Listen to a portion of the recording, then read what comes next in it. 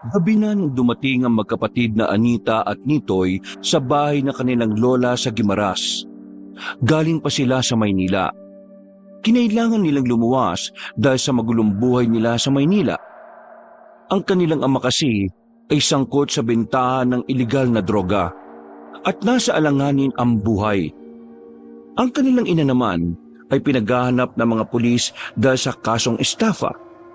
Kaya naman bilang nakatatandang kapatid ay nagdesisyon ng dalaga. Bago pa sila madamay at mapag-initan ng mga nakasakay sa motor, gumawa na siya ng paraan para makarating sa poder ng kanilang lola Alinda. Diyos ko, buti naman at nakarating na kayo. Kanina pa ako nag-aalala na baka nagkandaligaw-ligaw na kayo. Halika kayo, pumasok kayo dito sa loob. Pagkababa ng mga gamit, Ikwento mo nga sa akin, Anita, kung ano nangyari sa papa at mama mo. Hindi kasi kumpletong kwento mo sa text eh. Si papa sa droga, si mama naman may itinakbong pera ng ibang tao. Ay Diyos ko naman, ano ba nangyari dyan sa mga magulang mong yan? Eto si Tanoy, hindi na talaga nagbago ang buhay. Nakalaya na noon, bumalik na naman pala sa ganyang gawain. Lola, ayos lang ba talaga na dito na muna kami titira? Abay, bakit naman hindi? Mga apo ko kayo. Buti pa nga kayo, kilala pa ako yung iba kong apo. Nagkatrabaho lang hindi na nakaalala. Maraming salamat po, Lola. Wala na kasi talaga kaming matatakbuhan Kayo na lang po ang alam naming malalapitan. Ay nako, wala naman yon. Ka namang ibang tao. Nung bata ka nga ako nag-aalaga sa iyo Huwag po kayong mag-alala, Lola. Habang naririto ako, magtatrabaho ako para unti-unti ko pong mabayaran yung pamasahe na inutang ko po sa inyo. Ay hindi na kailangan. Ang gusto ko, ipagpatuloy mo ang pag-aaral mo habang narito kayo. Hindi na po kasi ako mag-aaral, Lola. At kita man hindi. Matalinong bata ka. Sobrang mahal na kasi ang mga kurso ngayon. Parang mas maganda magtrabaho na lang ako para kahit papaano masuportan ko si Nitoy. Lalo na ngayon, wala naman na kaming magulang. Hindi ko naman din pwedeng iasa sa inyo lahat kasi alam ko nahihirapan na rin kayo magtrabaho. Kaya ang gusto ko sana makatulong ako sa inyo rito. Kung yan ang gusto mo at kung kakayanin mo naman bakit naman hindi? Kayo lang naman ang inaalala ko Maraming salamat po talaga, Lola. Babawi po ako sa inyo. Ay, saka mo na isipin yan. Nako, 9:00 na pala. Nagsikain na ba kayo? Kumain na kayo habang mainit pa yung naluto kong tinola. Naku, saktong-sakto. Hindi pa po kami nakain. Ay, teka. Ano ba tong kapatid mo? Bakit naman hindi man lang nagsasalita? Marunong na ba magsalita to o hindi? Nahihiya lang po yan sa inyo. Kasi ngayon lang po kayo nagkita Hay, Nitay. Huwag kang mahiya sa akin ha. Lola mo ko. Parang magulang mo na rin ako. Hello po, Lola. Nitoy po ang pangalan ko. Ayan. Marunong ka naman pala magsalita Akala ko naman hindi nakakapagsalita ang batang ito. natawa na lamang ang matandang si Alinda. Maya-maya lamang ay kumain na rin sila. Sabay-sabay sila sa hapagkainan. Kahit na papaano, naibsa ng kalungkutan ni Anita. Ngayong nasa poder na sila ng kanilang lola, pakiramdam ni Alinda ay may panibagong buhay silang bubuksan. Mabilis na lumipas sa mga araw. 1 linggo na kagad sila roon. Kahit na laking Maynila, kahit na papaano ay unti-unti na rin silang nasasanay sa paligid. Kung minsan ay may kinakausap na rin silang mga kalugar nila. Ate, bakit kanina ang daldal nung Ale? Ang dami niyang sinasabi tungkol sa atin. Sabi pa niya, ampun lang daw tayo ni Lola.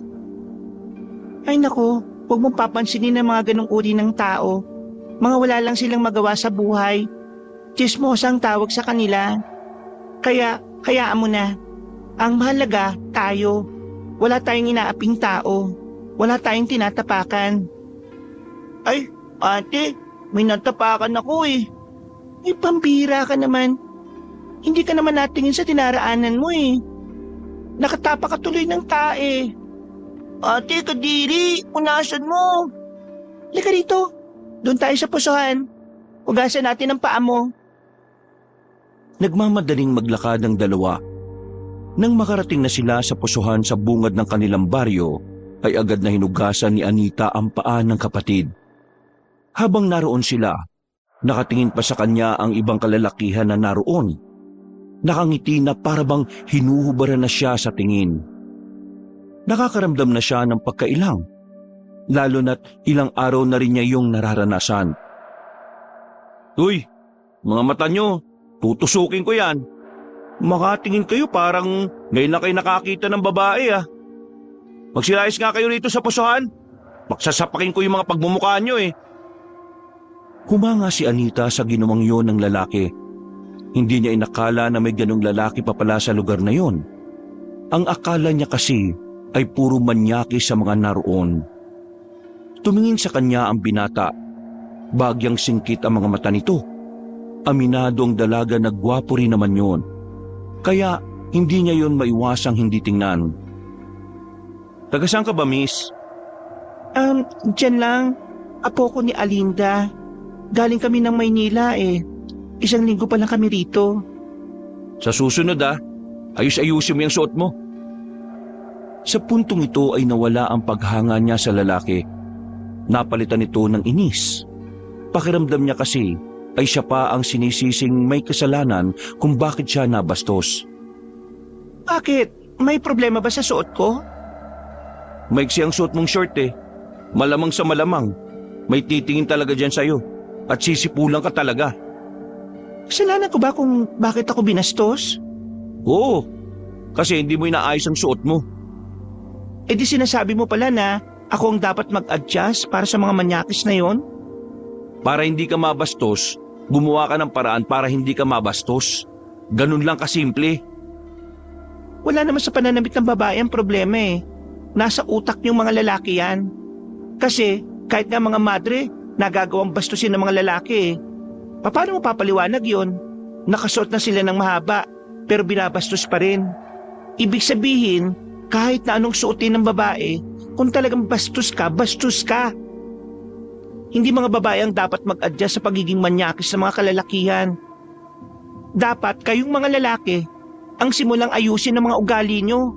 Kasi kami mga babae ay hindi magdadamit para sa pantasya nyo mga lalaki. Nagsusot kami ng mga gusto namin dahil doon kami mas nagiging komportable sa sarili namin. Ate, galit ka na ba? Hindi ako galit nito eh. Hugasan mo na yung paa mo na puro tae. Oo, kalma. Di naman ako nakikipag-away eh. Yung pag-iisip mo kasi baluktot. Parang gusto mo pa yatang ibalot ko ang buong katawan ko para lang wala sila makitang balat ko. Yung ba gusto mo? Sabihin mo lang para sa susunod na lalabas ako. Hindi na magkasala mga lalaki sa kakatingin sa akin. Oo, teka. Bakit ka naman sumisigaw? Pinagtitingin na tayo ng mga tao rito. Huwag mo ako sigawan. Hindi mo ako kilala. Mas lalong hindi mo ako kilala. Kung alam ko lang na bulok ang mindset mo, sana hindi mo na lang ako pinagtanggol kanina eh. Ganyan pa talaga sinabi mo sa halip na magpasalamat? Ay nako, mga taga Maynila nga naman oh. Wow! Edi salamat! Sobrang salamat ah. Salamat at pinagtanggol mo ko. Tapos ako pa sinisisi mo ngayon kung bakit ako nabastos. Ay naku, ang ingay mo. Maingay talaga ako. Bakit? Akala mo porki babae ako? Masisindak mo ako? Hindi mo rin ako kilala. Hindi mo alam kung anong buhay meron kami sa Maynila. Kuya, mahirap lang po buhay namin. Huwag mo kinakausap yan. Pwede ba? Huwag mong tawagin kuya yan. Hindi kayo magkapatid niyan. Tara na, Nitoy. Ate, may tae pa ako sa paa. Sandali. Tiningnan ni Anita ng masama ang lalaki. Nakatingin lang din naman sa kanya yon na parabang nang aasar. Mga ilang sandali lang ay naglakad na rin sila paalis. Tumingin pa sandali ang dalaga at nakita niyang nakatingin din sa kanila ang binata. Inis ang babae. Akala niya kasi ay hahanga na talaga siya roon. Pero hindi pala. Iba ang naisip niyang ugali ng binata sa kung anuman ang ipinakita nito. Ate, bakit ba galit na galit ka kanina? Kilala mo ba yun?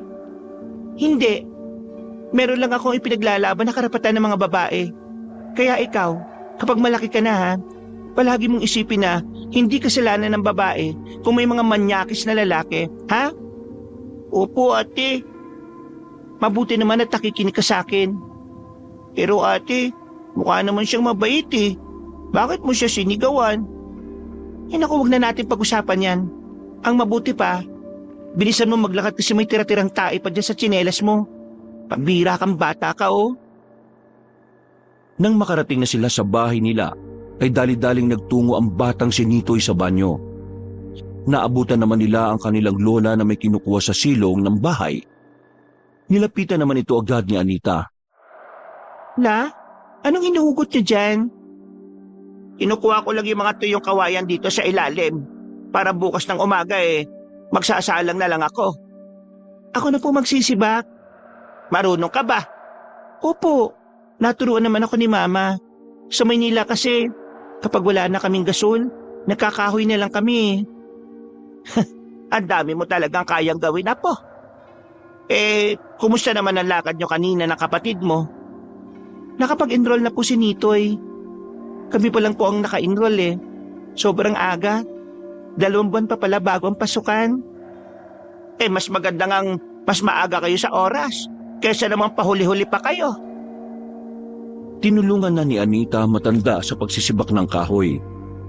Pagkatapos ay maayos naman niyang naisalansan ang mga nasibak na kawayan. Pagsapit naman ng kinahapunan, naglaban naman ang babae. Ang dami niyang pinagkakaabalahan kahit nasa bahay lamang siya. Ayaw na kasi niyang pakilusin pa ang lola nila, lalo na kung katatapos lang nitong magtrabaho. Dala ang 2 balde. Lumabas siya ng bakuran. Pupunta siya sa ilog para kumuha ng tubig. Wala naman kasi silang sariling linya ng tubig. Hindi rin naman sila nakapag-igib basta-basta sa kapitbahay dahil may oras lamang ang pag-iigib. Kaya kahit kailangan maglakad ng ilang minuto para makarating ng ilog, nagtiyaga na lamang ang dalaga. Grabe, ganito pala kalayo ang nilalakad ni Lola kapag naubusan siya ng tubig sa banyo. Mabuti na lang nandito na kami. Para kahit papaano matulungan ko naman siya pagdating sa ganitong bagay. Nang marating na niya ang ilog, napagilid siya nang makitang may mga kalalakihan doon. Mga nakatambay sa batuhan. Napansin din niyang may mga daladalang yantok ang mga yon. Winasiwa sa ere at parang nag-iinsayo. Ano tong mga to? Mahawak ng espada? May ganun ba? Nang tingnan niya pa ng maigi ang mga yon, nakita niya roon ang isang pamilyar na mukha. Nag-init na naman ang ulo niya. Naroon kasi ang lalaking nakasagutan niya. Kahit na malayo, nabubwisit pa rin siya sa mukha nito. Bakit pa ako nagtatago? Kukuha lang naman ako ng tubig doon. Pakialam ko ba sa kanila? Nagmamadaling naglakad si Anita. Nang malapit na siya sa tubigan, biglang tumigil ang kalalakihan at tumingin sa kanya. Napatigil din siya. Lumapit naman sa kanya ang lalaking kinaiinisan niya. Oh, ikaw yung nakausap kong babae kanina no? Anong ginagawa mo rito? May dala akong 2 balde. May tubig sa gilid. Baka siguro kukuha ako ng bato. Sa madaling sabi, mag-iigib ako ng bato. Nagtawa na ng mga kalalakihan. Pero tumigil agad ang mga yon nang tumingin ng masama ang binata. Kayo, anong ginagawa nyo rito? Nag-iinsayo kami para sa mga aswang. Kaya huwag ka magulo. Umalis ka rito. Mga aswang? Wow! May ganun pala. Gawa-gawa. At saka, bakit mo ko papalisin dito? Inyo ba tong ilog? Miss, hindi naman talaga amin to Pero kasi itong ilog na pagkukuhaan mo ng tubig, hindi naman talaga dapat kunan ng tubig. Mukha lang malinaw yan, pero marumi yan. Doon kasi sa bandang unahan, maraming mga namatay na alagang baka. Yung iba, hindi na natagpuan kung saan. Kaya hindi ka na pwedeng kumuha ng tubig dito. Dahil sa mga bangkay na baka na di na natagpuan. Baka mangati kayo kapag ginamit nyo yan.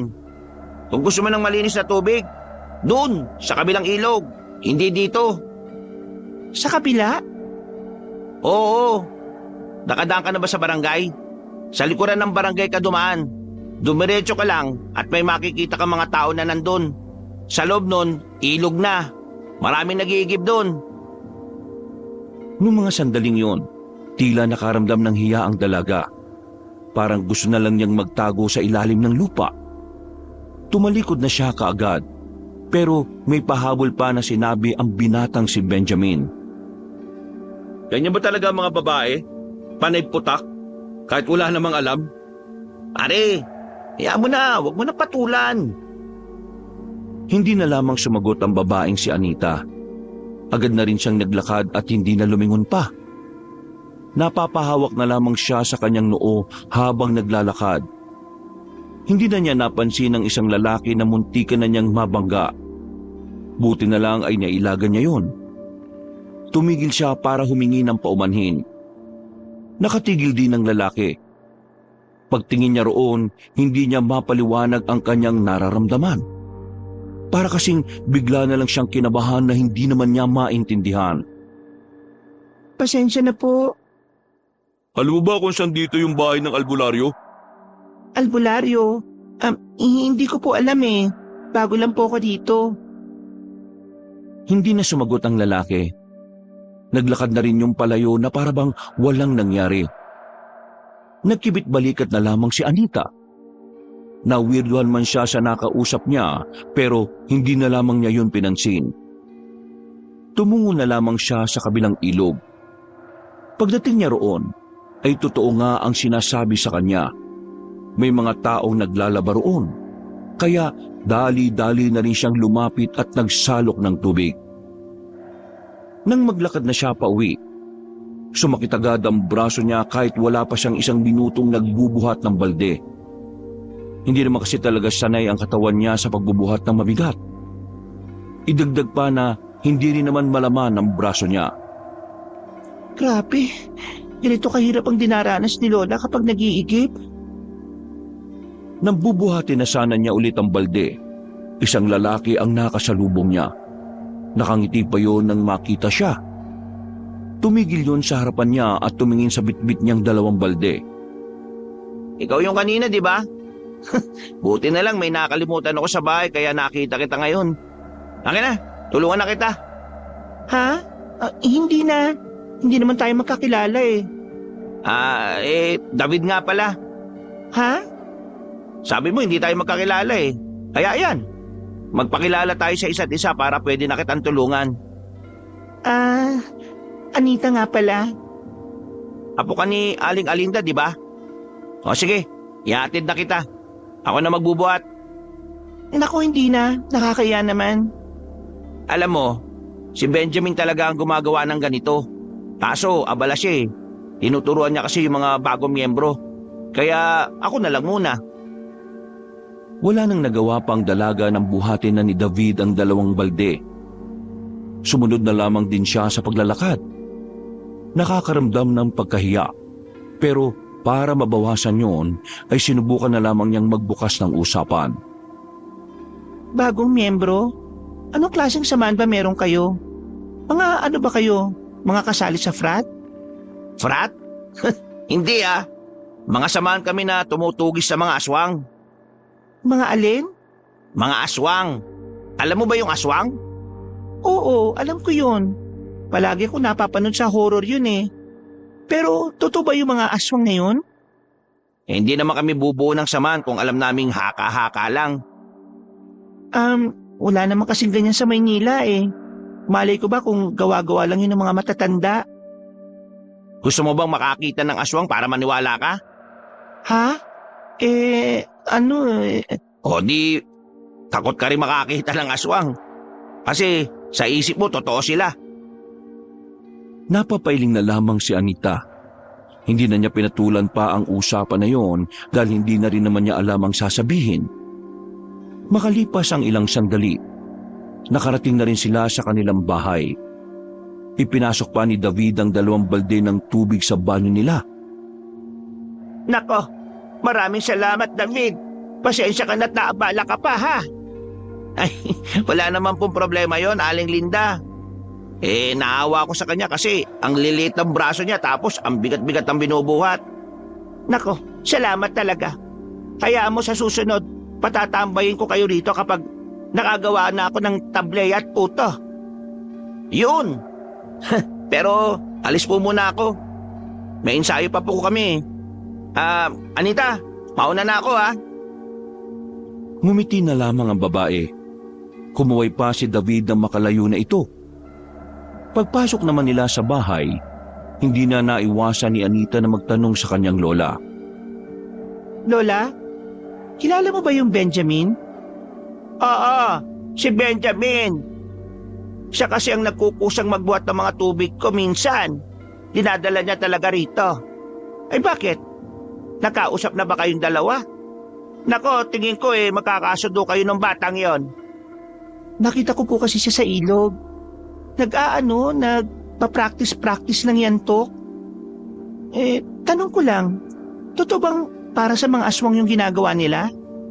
Ay oo, kilala ang sama nila rito sa amin bilang tagapuksa ng mga aswang. Marami sa mga miyembro nila, kapwa nila kabataan. So, totoo ang mga aswang? Oo naman, totoo sila. Sino ba nagsabing hindi? Ewan ko. Nagtanong lang naman ako sa inyo kasi curious po ako. Narinig ko rin po kasing sinabi ni David kanina. Akala ko nagbibiro lang siya. Ay, totoo nga yun. Kaya kayo magkapatid, wag na wag kayong aalis ng bahay paggabi ha. Lalo na kapag wala naman kayong kasamang lalaki na magtatanggol sa inyo. Mabuti sana kung kasama nyo si David o kaya si Benjamin. Si David pwede pa. Yung Benjamin? Ewan ko na lang. Bakit? Nakapag-usap na ba kayo ni Benjamin? Hindi pala. Nabanggit ko lang naman. Mabait na binata si Benjamin. Sigurado magkakasundo kayong dalawa. Napapailing na lamang si Anita. Iniisip pa lang kasi niyang magkaibigan sila ng lalaking nakasagutan niya ay parang hindi na niya kaya. Iritang-irita pa naman siya sa mga ganong klase ng lalaki. Mabilis na lumipas sa mga araw. Dumating na rin ang araw ng pasukan ng mga bata. Kagaya ng ipinangako ng dalaga, habang wala pa siyang matinong trabaho, ay ihahatid sundo niya si Nitoy sa eskwelahan. Wala namang problema doon ang kanyang lola. Gusto rin naman ni Aling Linda yon dahil naninibago pa si Nitoy sa lugar. Isa pa, kailangan din ni Nitoy ng makakasama dahil wala naman tricycle na masasakyan doon. Nilalakad lang kasi ang eskwelahan mula sa kanila. Kaya medyo malayo yon. Nitoy, bilisan mo kumilos. Magliliwanag na malayo-layo pang lalakarin natin. Diyos ko ka talagang bata ka. Nakatulala ka pa. Ako na nga magsusuot ng medyas mo sa'yo. Ate, antok pa po ko Hoy Nitoy, hindi ka pwedeng tatamad-tamad no? Di ba sabi mo paglaki mo bibili ka ng maraming sasakyan? Hindi mo magagawa yon kung ngayon pa lang hindi ka na nagsisipag. Bakit sabi ng mama ng classmate ko, okay lang walang diploma basta may diskarte? Alam mo, may mga taong kahit na anong gawing diskarte sa buhay, nahihirapan pa rin makabangon. Sila yung mga taong hindi napagkaitan sa maraming bagay. Parang ganun din tayo, kasi maraming wala sa atin Kaya sa mga kagaya natin, hindi lang dapat diskarte meron tayo. Dapat meron tayong kasangkapan para makalaban sa buhay.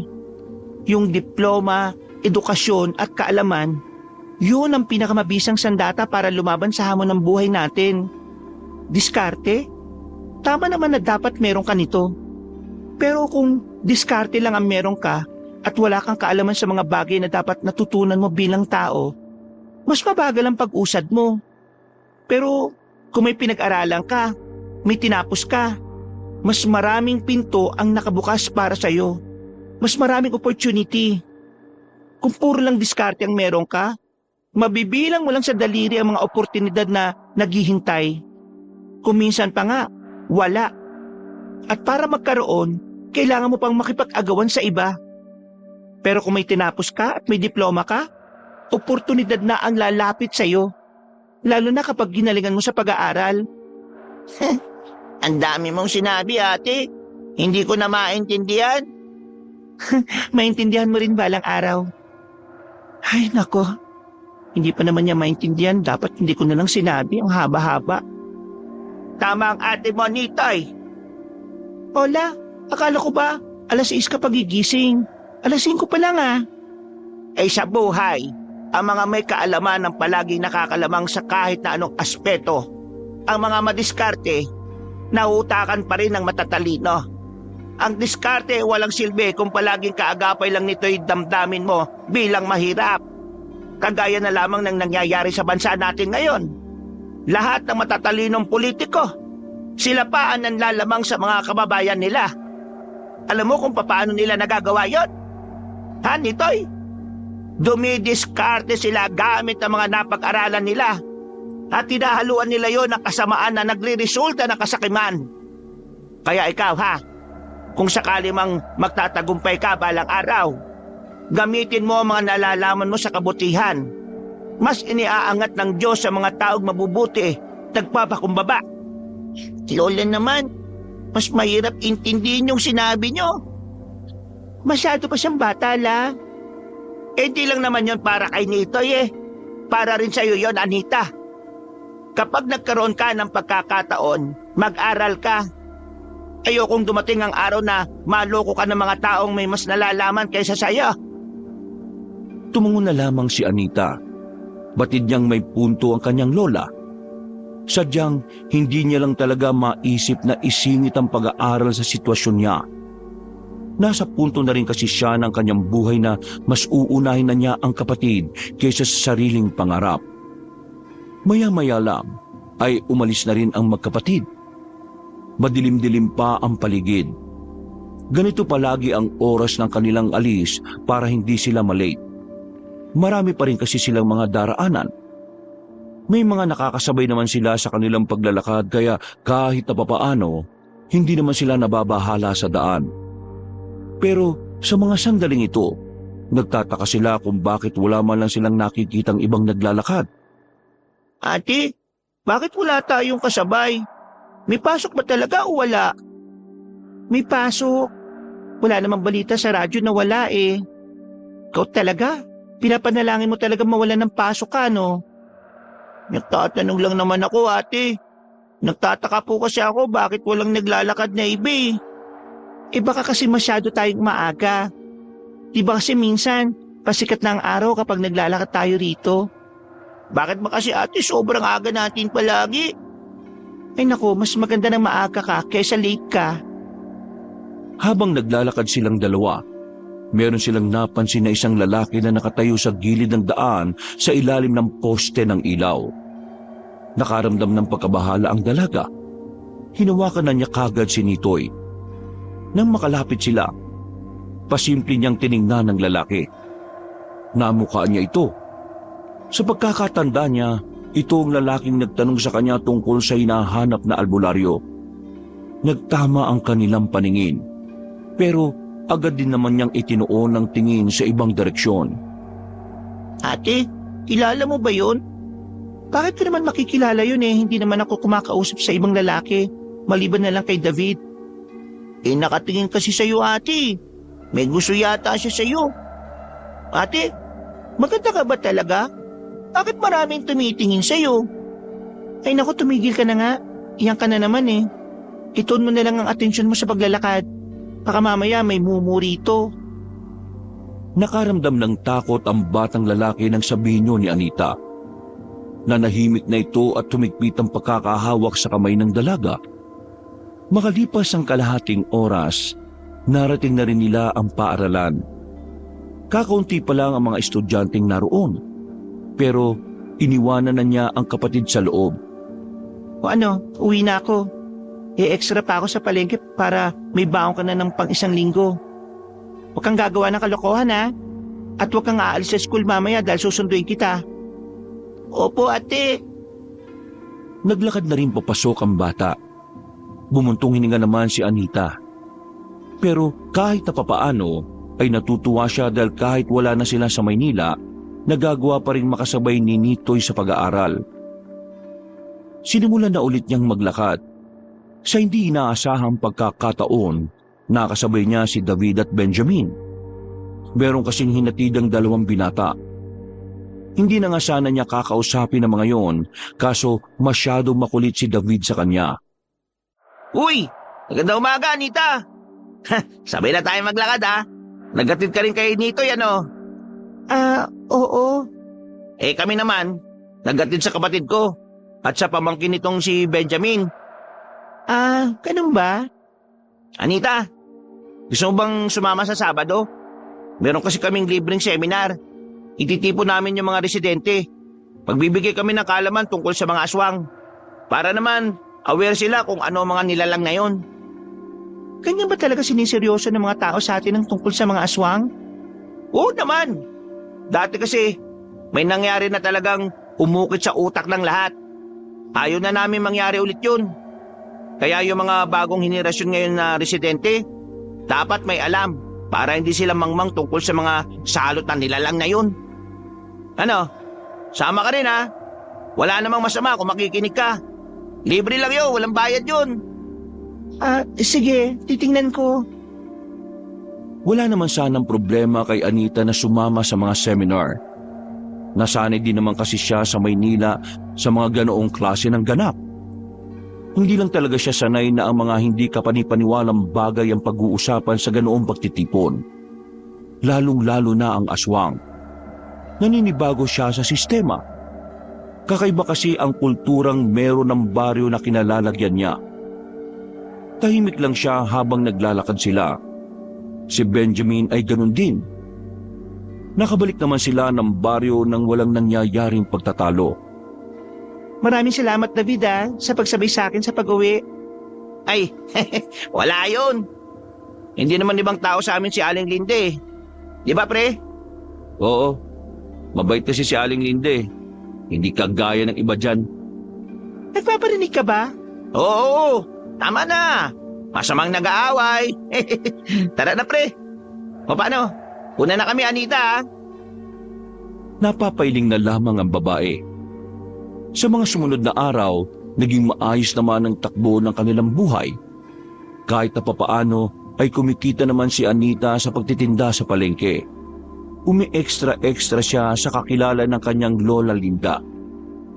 Kahit na medyo abala sa pagtitinda, ay hindi naman niya napapabayaan ng kanyang kapatid.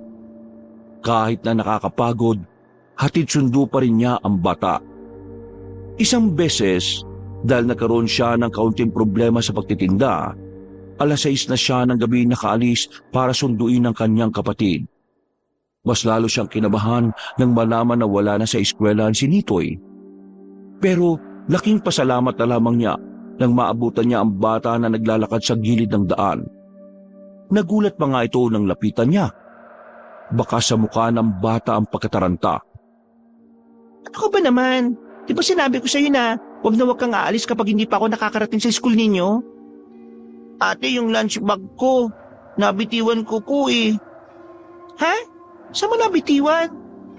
Doon sa isang nakakatakot na baryo. Ha? Ano pinagsasabi mong bata ka? Ate, kanina, kasama ko yung mga kaklase kong naglalakad kami.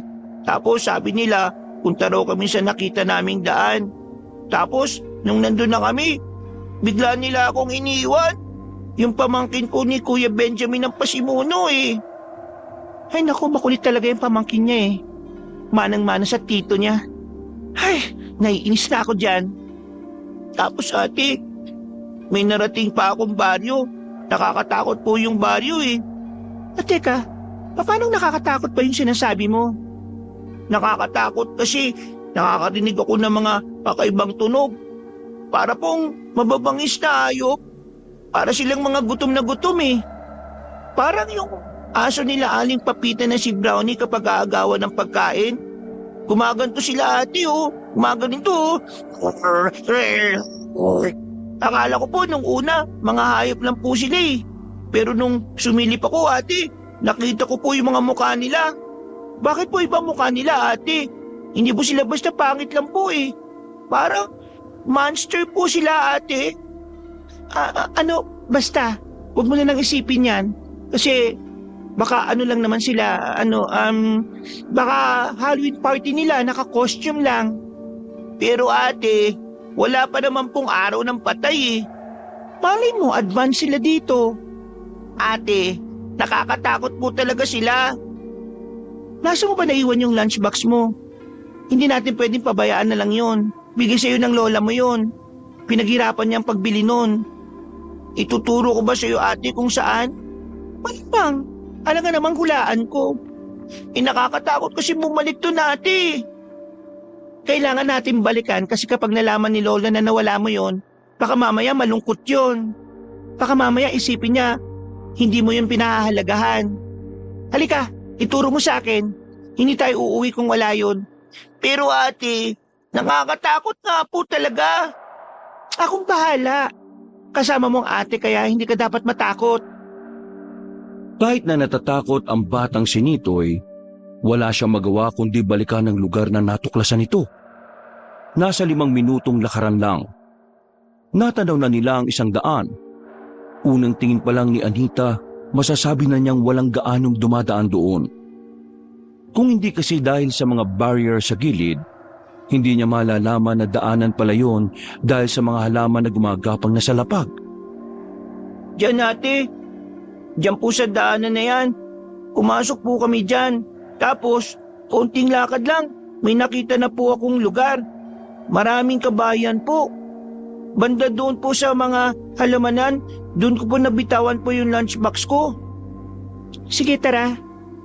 Pwede po ate, dito na lang ako. Anong dito ka na lang? Delikado ko mag-isa ka rito. Hindi kita iiwan. Tara.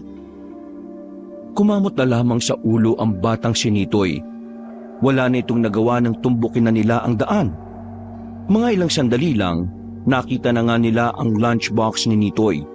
Pero kasabay nito, nakita rin ni Anita ang sinasabi ng kanyang kapatid. Dito na niya napatunayan na totoong lugar na yon. Wala siyang naririnig na mga angel, pero meron siyang mga nakikitang tao na kakaiba kumpara sa kanila.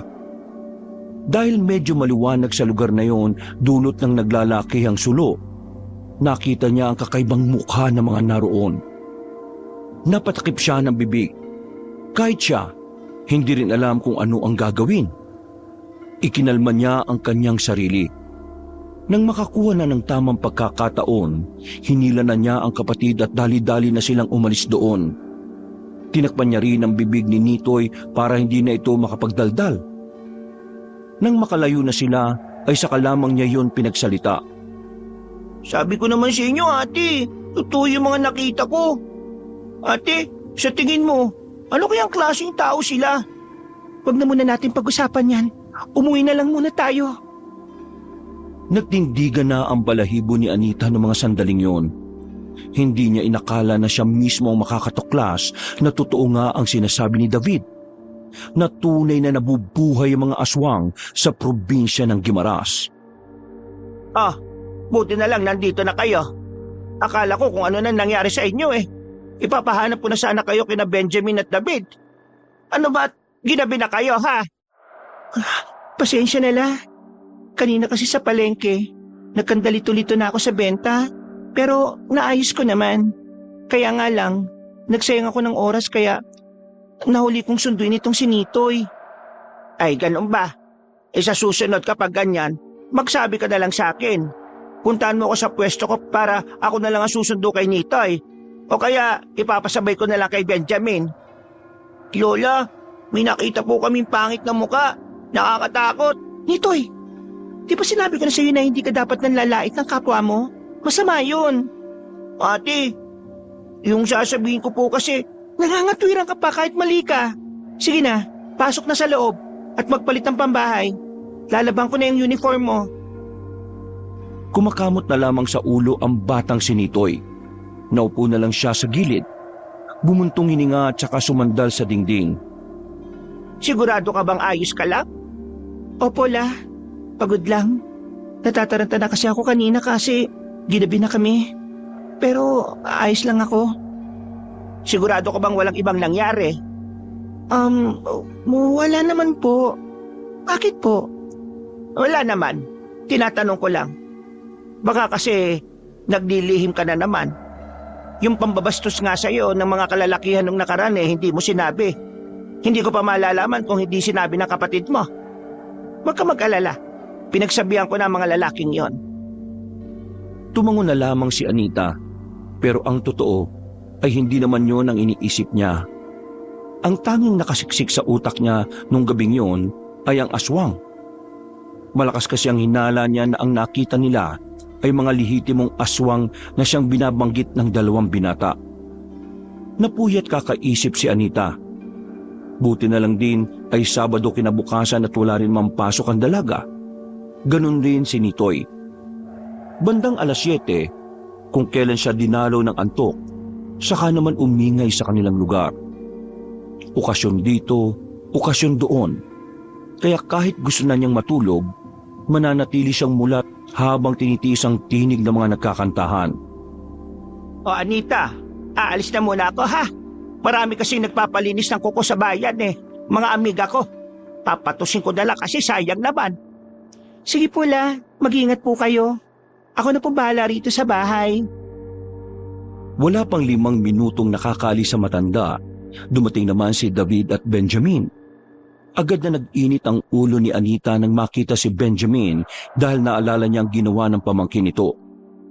Nilapitan niya si Benjamin na dapat sana ay maghahatid lang ng kamuting kahoy kay Aling Linda.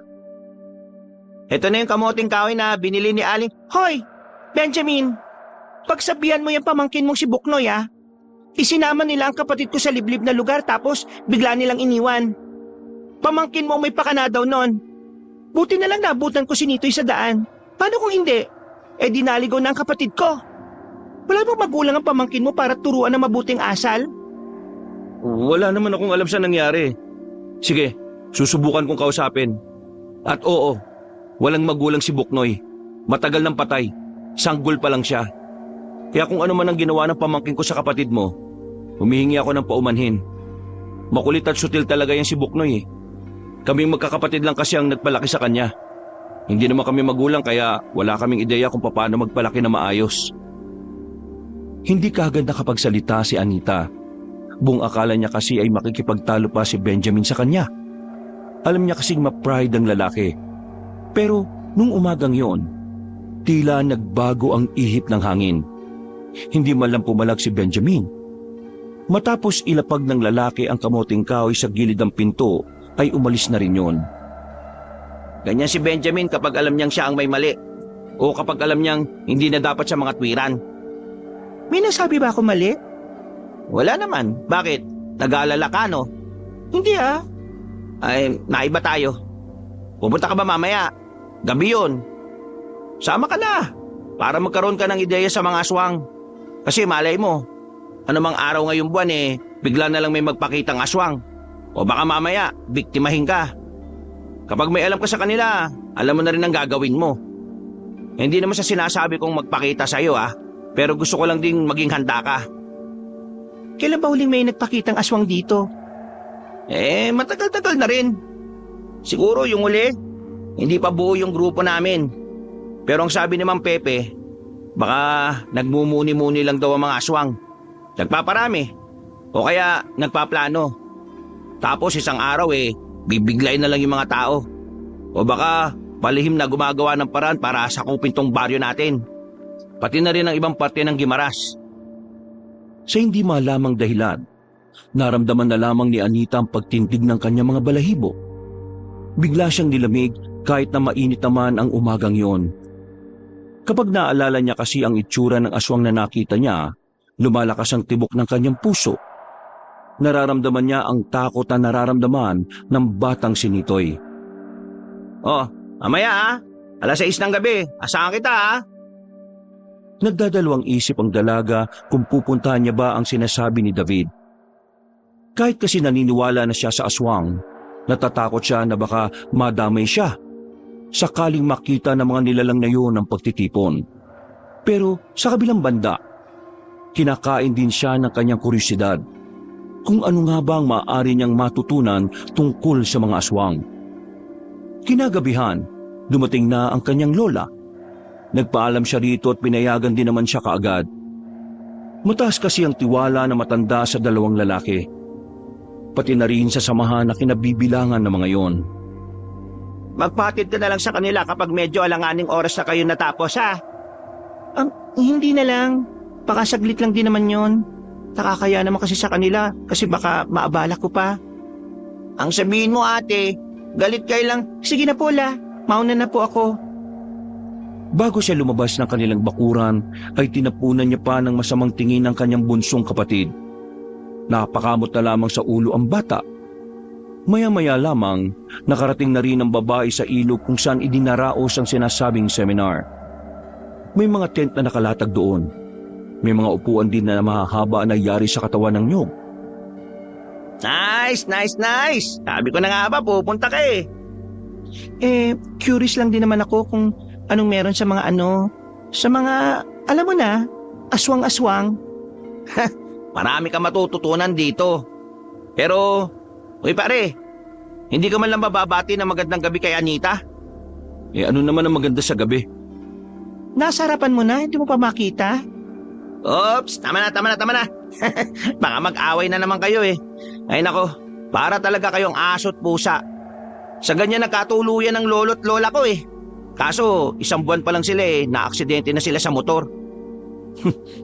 Gawa-gawa ka ng kwento. Buhay pa si Mang Topper at si Aling Nilda hanggang ngayon. Wala na ako sinabing namatay ah. Sabi ko na-aksidente lang. Tapos, nagkatuluyan pa rin. O tara na, tama na daldal. O Anita, dito ka maupo. Sunod ka sa akin. Inirapan pa ni Anita ang lalaking si Benjamin at saka umupo na rin sa bandang gilid. Nagsimula ang pagsasalita nila David sa harapan. Unang paksa pa lang ay naintrigan agad ang babae. Pero habang tumatagal ay unti-unti na rin siyang nagiging interesado. Dahil dito, pumapasok na sa utak niya ang lahat ng sinasabi ng mga binata. Isa sa mga natutunan niya sa mga aswang na talagang nagdulot ng kaba sa kanya ay ang kakayahan ng mga aswang na mag-anyong normal na tao.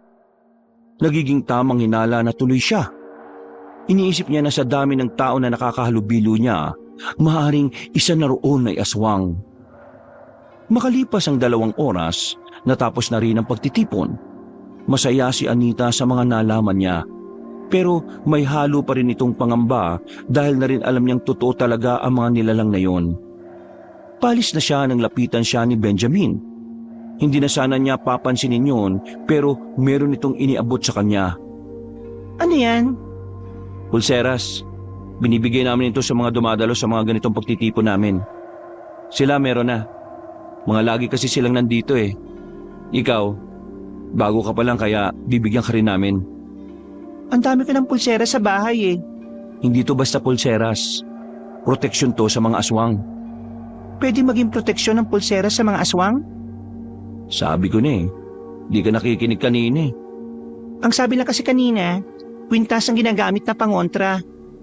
Ang sabi kanina, kahit anong alahas ay pwedeng gawing proteksyon. Sige na, tanggapin mo na. Dami pang dada eh. Ano naman epekto nito sa mga aswang? Kahit malapitan kanila, hindi kanila mahahawakan. Kapag nahawakan kanila ng suot mo yan, makakaramdam sila ng matinding sakit ng ulo. Hindi nga. Ay naku, bahala ka na nga sa buhay mo. Suotin mo kung gusto mo. Pero mas maganda na huwag mo na lang gamitin. Para kapag inatake ka balang araw, saka mo lang malalaman kung ano yung halaga niyan. Napangisi na lamang si Benjamin at naglakad na rin ito palayo. Hindi na lang din yun inintindi pa ng dalaga. Dali-dali na rin siyang umuwi. Isinuot na lang din niya ang pulseras. Katwiran niya, wala namang mawawala kung maniniwala siyang gumagana ngayon kontra sa mga aswang. 5 araw pa ang dumaan. Wala naman nangyaring kakaiba. Payapa pa rin ang buhay ni Anita. walang aswang na nagpaparamdam. Sa isip-isip niya noon, baka masyado lang siyang nag-iisip. Nakakatulog na rin siya na maayos. Hindi na rin siya nababahala sa tuwing maglalakad silang dalawang magkapatid ng alas 5 ng umaga. Anita, apo, may gagawin ka ba ngayong hapon na ito? Wala naman po la. Umuwi na nga ako kagad kasi ang tumal ng benta sa palengke. Eh kung ganun pala, pwedeng ikaw na lang muna ang kumuha ng utang ni Milagros. Masakit kasi ang paa ko ngayon eh. Ipapahinga ko na muna. Milagros? Yung pinuntahan natin nung nakaraan sa kabilang baryo? Oo, siya nga. Kilala ka rin naman nun. Sabihin mo lang, ikaw ang tatanggap. Ang sabi sa akin kaninang umaga ngayong hapon daw siya magbabayad. Sayang din yon. Sige po, wala namang problema la. Pwedeng umalis na rin ako ngayon para hindi ako gabihin. Ate, sama! Maniningil lang ako ng pautang ni Lola. Huwag ka nang sumama. Magbasa ka na lang dyan ng libro mo. Sige na ate, sama na ako. Wala akong magawa eh. Sige na po. Hindi rin naman ako makapaglaro kasi wala po akong kalaro dito. Sama na ako ate para makalabas din naman ako. Ay nako, bawal ang bata doon. Isa pa, maglalakad tayo ng pagkahaba-haba. Lola, sama ako la. Sige na la, sabihin mo kay ate sama ako. Ay naka, sige na. Isama mo na ang isang ito. Kawawa naman eh. Nabuburyo din kasi dito sa bahay natin yan. Oh, sabi ni Lola ate sama daw ako La, baka magturo lang yan dun eh. Mabawasan pa yung perang masisingil ko. Ay Nitay, isasama ka ng ate mo pero huwag ka magpapabili ng kung ano-ano ha. Wala tayong pera. Yung pera masisingil panggastos natin dito yan sa bahay. Opo la, hindi po ako magpapabili ng kahit na ano. Ayan, sama mo na yan. Bumuntong hininga na lamang si Anita, pero wala na rin siyang nagawa kundi isama ang kapatid. Hindi rin naman kasi niya ito matiis. Habang naglalakad, Nitoy, ayaw ko na makulit doon Pakasalip na makasingil tayo, mairita sa atin si Aling Milagros. Mainitin pa naman daw ang ulo nun. Kumakain daw yun ng bata. Ha? Kumakain ng bata si Aling Milagros? Di, aswang po pala yun ate. Ay naku, huwag kang nga magsalita ng ganyan. Baka mamaya may makarinig sa'yo at isipin totoo yung sinasabi mo. Sabi mo po kasi aswang siya Ang aswang po kasi kumakain po ng bata Oh, saan mo naman nalaman yan? Kay Buknoy po. Narinig daw niya kasi kay Kuya Benjamin na yung mga aswang daw po kumakain ng tao. Totoo po ba talaga yun ate? sandaling napaisip si Anita. Narinig din kasi niya ang tungkol doon nang dumalo siya sa pagtitipon. Kahit na alam niyang maaaring posible nga yon, hindi naman niya basta na lang paniwalain ang bata sa bagay na yon. Hindi niya gustong yun na lamang palagi ang iniisip ni Nitoy. Ate, narinig mo ba ako? Oo, narinig kita. Pero wag mo nang isipin yung ganung bagay, no? Hindi kasi naman totoo yun Pero ate, sabay nating nakita na totoo yung mga Ang kulit mo! Magmula ngayon, Nitoy ayaw ko nang naririnig sa bibig mo yung tungkol sa mga aswang-aswang na yan. Naintindihan mo ba ako? Bakit naman po ate? Naintindihan mo ba ako? Sumagot ka. Opo ate. Nanahimik na ang batang si Nitoy noong mga sandaling yon. Nakarating naman sila ng kabilang baryo na wala nang narinig si Anita na salitang aswang mula sa kapatid. Nasingil din nila si Aling Milagros ng walang kahirap-hirap. Sa katunayan, hinihintay din pala silang dumating na matanda. Ate, bakit kanina si Aling Milagros? Ang baliktad yung damit. Pampira ka talagang bata ka. Dami-dami mong napapansin. Ate, papagod na akong maglakad Pwede bang magpahinga na lang muna tayo sandali? Doon Tinuro ni Nitoy ang isang lumang kubo na nasa ilalim ng mga punong mangga. Napapailing na lamang din si Anita. Inaasahan na kasi niyang magrereklamo na rin ang bata. Pero hindi nakala ni Anita na ang pagpapahinga na yun pala ang simula ng kanilang magiging kalbaryo. Ate, mabait naman sa akin si Kuya Benjamin. Mas mabait pa nga siya kay Kuya David eh. Masyado ka pang bata, Nitoy. Hindi ka pa marunong kumilatis ng tao. Nasasabi mo yan kasi akala mo porke naging mabait sa'yo ng isang beses totoong mabait na siya. Kahit sino, kayang-kayang magpanggap. Bakit naman po siya magpapanggap na mabait sa akin? Sino po ba ako sa kanya? Aba, ewan ko sa kanya. Bakit hindi mo siya tanungin? Sige ate, kapag nakita ko siya, tatanungin ko po siya. Ay, Diyos ko. Kapatid nga kita. Ate, tingnan mo yun oh. Tingnan mo ate, may mga nakaitim po. Tinuro ni Nitoy ang grupo ng mga tao na hindi naman kalayuan sa kanila. Pumasok ang mga yun sa loob ng kagubatan. Sa hindi inaasahan na pagkakataon, biglang tumakbo ang batang si Nitoy patungo roon. Nataranta naman ng dalaga kaya wala itong nagawa kundi ang sundan ng kanyang kapatid. Nang makalapit na sila roon, agad niyang dinakma si Nitoy at tinakpan ang bibig nito. Pasaway ka talaga kahit na kailan. Nakakainis ka talaga. Shh! Ate, huwag ka maingay. Baka marinig tayo. Marahang sumilip si Anita sa halamanan. Nakita niya ang mga nakaitim na naglalakad patungo sa iisang direksyon. Walang kamalay-malay ang mga yon na nasa paligid ang magkapatid.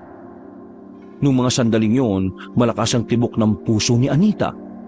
Parang nanghihina rin ang kanyang tuhod sa sobrang kaba. Hinilan na niya ang kapatid niya para sana umalis na lang. Ang kaso nga lang, sumabit ang short ni Nitoy sa sanga ng halaman. Nawarak ang short. Nakita ang pisngi ng puwet ng bata kaya umiyak ito. Tila nakalimutan na nasa alanganing sitwasyon silang dalawa. Mabilis na tinakpan ni Anita ang bibig ng kapatid. Pero huli na ang lahat. Nang tingnan ni Anita ang nakaitim, nakadako na ang tingin ng mga yun sa kanila. Kaya naman agad na binuhat ng dalaga ang bata kahit medyo mabigat yun. Tumakbo sila ng mabilis. Narinig na rin nila ang paghabol sa kanila. Nakakainis ka talaga kahit na kailan. Ikaw kaya umila sa akin. Sira na tuloy yung paborito kong short eh. Pwede mo manahimik ka? Ang bigat-bigat mo. Nagawa nilang taguan ng mga humahabol sa kanila. Kaya nga lang, hindi na sila nakabalik sa dinaanan nila nung una dahil sa taranta.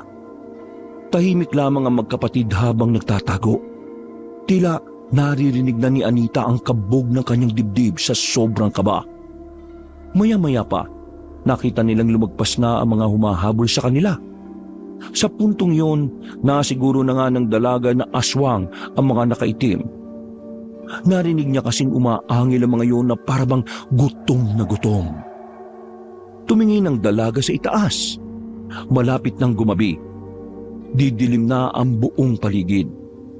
Bagay na mas lalong nagpakaba sa kanya. Hindi niya pa alam kung papaano sila makababalik. Muli silang lumabas sa pag-aakalang hindi na sila makikita ng mga aswang. Ngunit hindi pa man sila nakakalayo. Nakasalubong na nila ang mga nilalang. Napayakap na lamang ang batang si Nitoy sa hita ng kanyang ate. Lalong naiyak ang bata. Nakalimutan na nitong nakalabas ang kaliwang pisngi ng puwet nito dahil sa nararamdamang takot. At kakainin na nila tayo. Huwag ka matakot. Ako bahala. Sige, subukan nilang lumapit. Huwag patay sa inyo. Sige!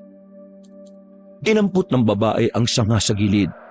Pero dahil manipis lamang yon, naputo lang din ito pagkapalo niya sa isa. Umangil ang aswang na lalong kinatakot nilang dalawa.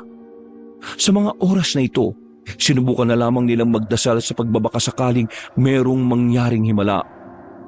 Hahawakan na sana sila ng aswang pero napansin ni Anita na hindi na yun lumapit. Nakatingin lang ang mga aswang sa kamay niya, partikular sa pulseras na kanyang suot-suot. Dito na niya napagtantong totoo ngang gumagana ang proteksyon na yon. Ang kaso nga lang, nakaisip pa rin ang mga aswang para dalhin sila. Naglabas ng patalim ang mga yon. Akmang ipupukol na ng mga aswang ang mga hawak na kutsilyo nang biglang dumating ang grupo nila Benjamin. Hawak ang mga itak, pinagtatatagan nila ang mga aswang. Tinakpan na lamang ni Anita ang mga mata ng kanyang kapatid. Masyado kasing marahas ang nasasaksihan nila. Pumapalag ang mga aswang, pero dahil sa kahusayan na pinapakita ng grupo ni Benjamin, ay agad na napaatras sa mga aswang. Habulin nyo! Patayin nyo! Ano? Nasaktan ba kayo? Hindi naman. Wala kaming galos. Maraming salamat dumating kayo. Buti na lang kamo, nagro-ronda kami ngayon sa gubat. Nakaabot kami rito dahil sa mga bakas ng aswang eh. Ano ba nangyari at napatpat kayo rito? Ang layo na nito ah. Naningil lang kasi kami sa kabilang baryo. Tapos pauwi na kami. Itong batang to nakakita na naman ng nakaitim. Tapos, bigla na lang tumakbo papunta doon. Kaya lang namang hayaan ko to. Kaya ayan, napatpat kami rito. Hinabol nila kami. Ate, uwi na tayo. Kita puwet ko eh. Ano naman ang nangyari dyan? Bakit nakadungo yung puwet ng batang yan? Ipagila ko kasi sa kanya kanina para tumakas. Sumabit yung short niya sa sanga. Nako, hirap niyan. O ito, takpan mo muna ang polo ko. Baka mahamugan yung puwet mo. Sabi ko sa'yo, Ti, mas mabait si Kuya Benjamin kaysa kay Kuya David eh. Tingnan mo nga nakasal pa ako ni Kuya David. Natawa na lamang ang binata ng mga sandaling yon. Maya-maya lang din ay nakabalik na ang kanilang mga kasama. Hindi na naabutan ng mga yon ng mga aswang. Kaya naman, minabuti na lamang nilang umuwi. Nang makarating na sila sa kanilang baryo, ay saka lamang napanatag ang kalooban ni Anita. Nakahinga na rin siya ng maluwag. Sa susunod wag na wag niyo nang papansinin ng mga bagay na alam niyong hindi pangkaraniwan. Mapapahamak lang kayo. Wag din kayong lalabas ng mag-isa. Hanggat maaari, wag pumunta sa mga liblib na lugar nang hindi kami kasama ha. Pwede kayo magpasama sa amin kapag meron kayong gustong puntahan. At kapag papasok naman si Nitoy, pwede kayong sumabay sa amin. Maraming salamat sa inyo pero may pabor sana akong hingin sa inyo eh. Ano yun? Pwede bang huwag niyo munang sabihin kay Lola ang nangyari? Natatakot kasi ako na baka magalit siya. O baka naman mag-alala siya ng sobra at ma-stress pa siya. O sige, pero kailangan malaman ng mga tao na meron kaming nakaengkwentrong aswang Sasabihin na lang namin na wala kayo ron. Hindi na talaga normal ang lahat, Anita. Nagbabalik na sila. Napalunok na lamang ng laway ang dalaga. Nang makauwi na sila sa kanilang bahay, naabutan nila si Aling Linda na naghahain na ng hapunan. Nakangiting inabot ni Anita ang perang nasingil. Iyon! Maraming salamat sa inyo ha. Napagod ba kayo? Sakto ito. Merong tayong sinigang. Niluto ko talaga yan kasi alam kong gutom kayo pag-uwi. Lola? Pinandilata ni Anita ang bata. Nakuha naman agad ni Nitoy ang nais sabihin ng dalaga. Kumamot na lamang ito sa ulo. Bakit? Ano yan, Nitay? Wala po. Sabi kong sarap ng luto nyo kahit amoy pa lang. Diyos ko, nambola pa itong batang ito. Karne lang naman ang kakainin mo dyan kasi masyelang ka sa gulay. Matapos kumain, nagmuni-muni muna sa labas ang dalaga. Hindi pa rin nawala sa kanyang isipan ang mga nangyari. Ramdam pa rin niya ang kaba. Kahit anong gawin niyang tapik sa dibdib, ay hindi yun nawawala.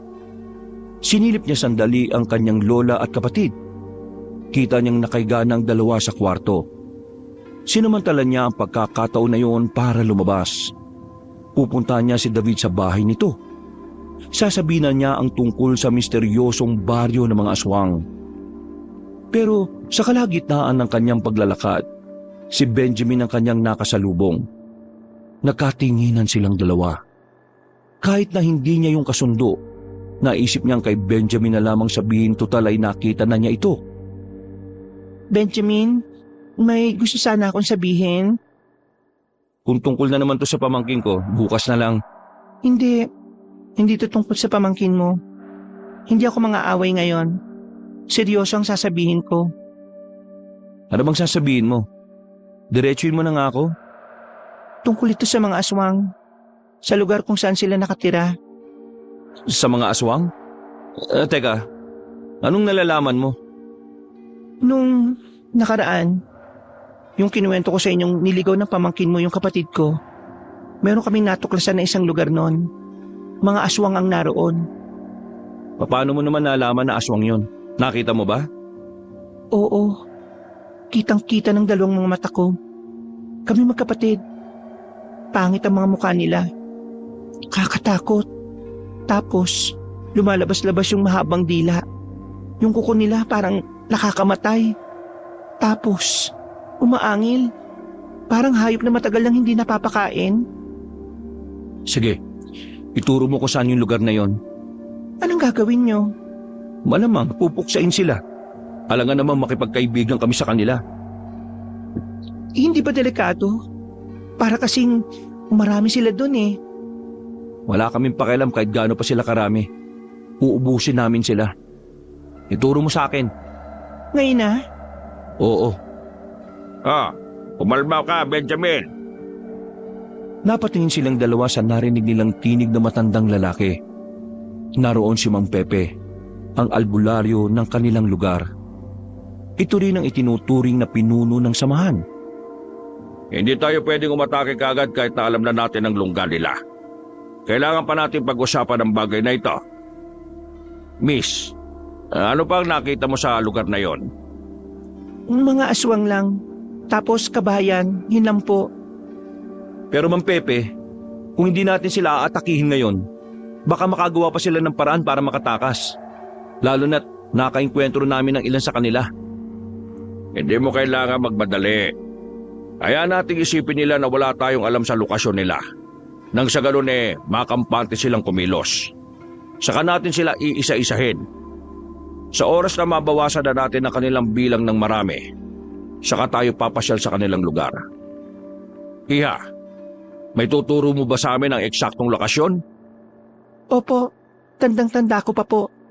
Nadadaanan ko lang po yun kapag nagsusundot naghahatid ako kay Nitoy. Kung ganun sasamahan mo kami kapag dumating na ang tamang araw para puntahan namin ang sinasabi mong baryo.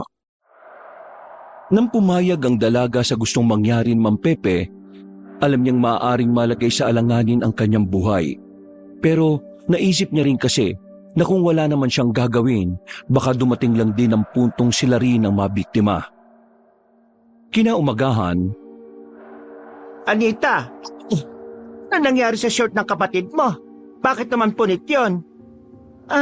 Tungkol doon. Ang likot-likot kasi kahapon eh. Sumabit siya sa sanga na nakausli. Diyos ko talagang batang yun Sobrang kulit kasi ng kapatid mo. Mukhang minana niya pa yata kakulitan ng papa mo. Ay nako, sana wag manahin yung masamang ugali. Hindi naman po siguro la. Baka nagmana po sa ugali ninyo. Ay, siya nga pala. Narinig ko ang bali-balita ngayon dito sa atin. Itong sila Benjamin pala may nakaengkwentrong mga aswang. Ang kaso nga lang daw, hindi naman daw nila napatay. Mga nakatakas daw.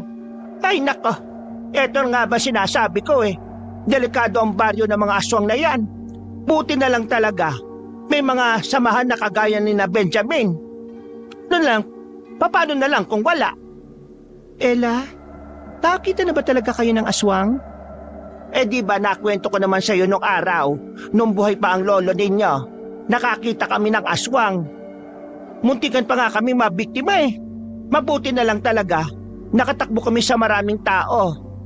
Noon kasi, ang mga aswang, makakita lang sila na maraming tao takot na sila. Hindi yan sila nagpupunta sa mga lugar na matao. Pero ngayon, kakatakot na. Kahit na dito sa baryo natin na maraming tao baka hindi na sila natatakot Kaya ikaw Anita huwag na huwag kang magpapagabi. Kapag hindi mo kayang sunduin si Nitoy, magpasama ka na lang kina Benjamin o kaya naman kay David. Mahirap na.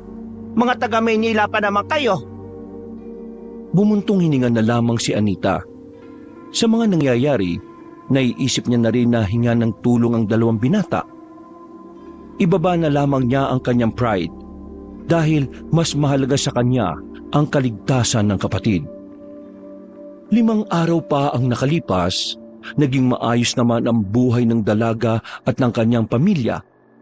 Sa kabila ng mga kababalaghan na nangyayari, nanatiling payapa ang mga buhay nila. Pero hindi pa rin siya naging kampante. Kaya naman Tuwing papasok si Nitoy ay nakikisabay na ito kay David o kaya naman minsan kay Benjamin. Ate, kanina pa tayo naghihintay. Magagabi na. Pero wala pa rin sila Kuya David at Kuya Benjamin. Dapat pala ate, naglakad na lang tayo kanina pa eh. Ayan ka na naman. Huwag kang ambang bida-bida. Nung nakaraan, munti ka na tayong mapahamak dahil sa kagagawan mo eh. Baka nakakalimutan mong inis pa rin ako sa'yo. Kaya manahimik na dyan. Maghihintay tayo rito. Hindi tayo aalis hanggat wala sila. Baka po kasi hindi naman tayo susunduin eh. Kasi hindi naman po pumasok si Buknoy. Ay naku, ang kulit mo. Sabi ng manahimik ka nga muna eh. Nakatayo lang ang dalawa sa harapan ng paaralan. Mag-iisang oras na sila roon. Wala nang ang estudyanteng lumalabas. Lahat kasi ay nakauwi na. Kaya naman, hindi na rin maiwasan ni Anita na mag-isip ng kung ano-ano. Maya-maya pa, may dumating na tricycle. Anita! Nitoy! Tara, sakay na! Sabi siyo, darating sila eh. Ha? Wala ka naman sinabi ah. Pasensya na kayo ah. Medyo natagalan eh. Pinaayos pa kasi namin tong sira sa bandang gulong. Pero ngayon, ayos na. Ito na magiging service natin palagi. Nasaan na yung pulseras na bigay ko sa'yo? Ito, suot ko pa. Mabuti naman. O sige na, sumakay na kayo. Hindi na sila nagtagal doon. Agad na rin silang sumakay sa tricycle. Tahimik lamang nilang tinahak ang daan. Madilim na ang kanilang tinatahak. Sa mga nakalipas na araw kasi, nasira ang ibang poste ng ilaw dahil sa dumaang malakas na ulan. Hindi tuloy maiwasan ni Anita na mabahala. Dahil sa mga nagtataas ang puno sa daan, pakiramdam niya ay may mga aswang na nag-aabang sa kanila. Nang biglang namatay ang makina ng tricycle. O pre, ano nangyari? Naku po, nasira na naman yata pre yung makina. Ha? Akala ko ba ayos na yan? Akala ko nga kasi kakayanin pa eh. Kaya yung gulong lang yung pinaayos ko kanina. Ay sus, pambihira ka naman oh. Ano gagawin natin? Maglalakad na lang ba tayo? May dalawa tayong pwedeng gawin. Una, maghintay na may dadaan na sasakyan. Pangalawa, sasakay kayo ni Nitoy sa tricycle.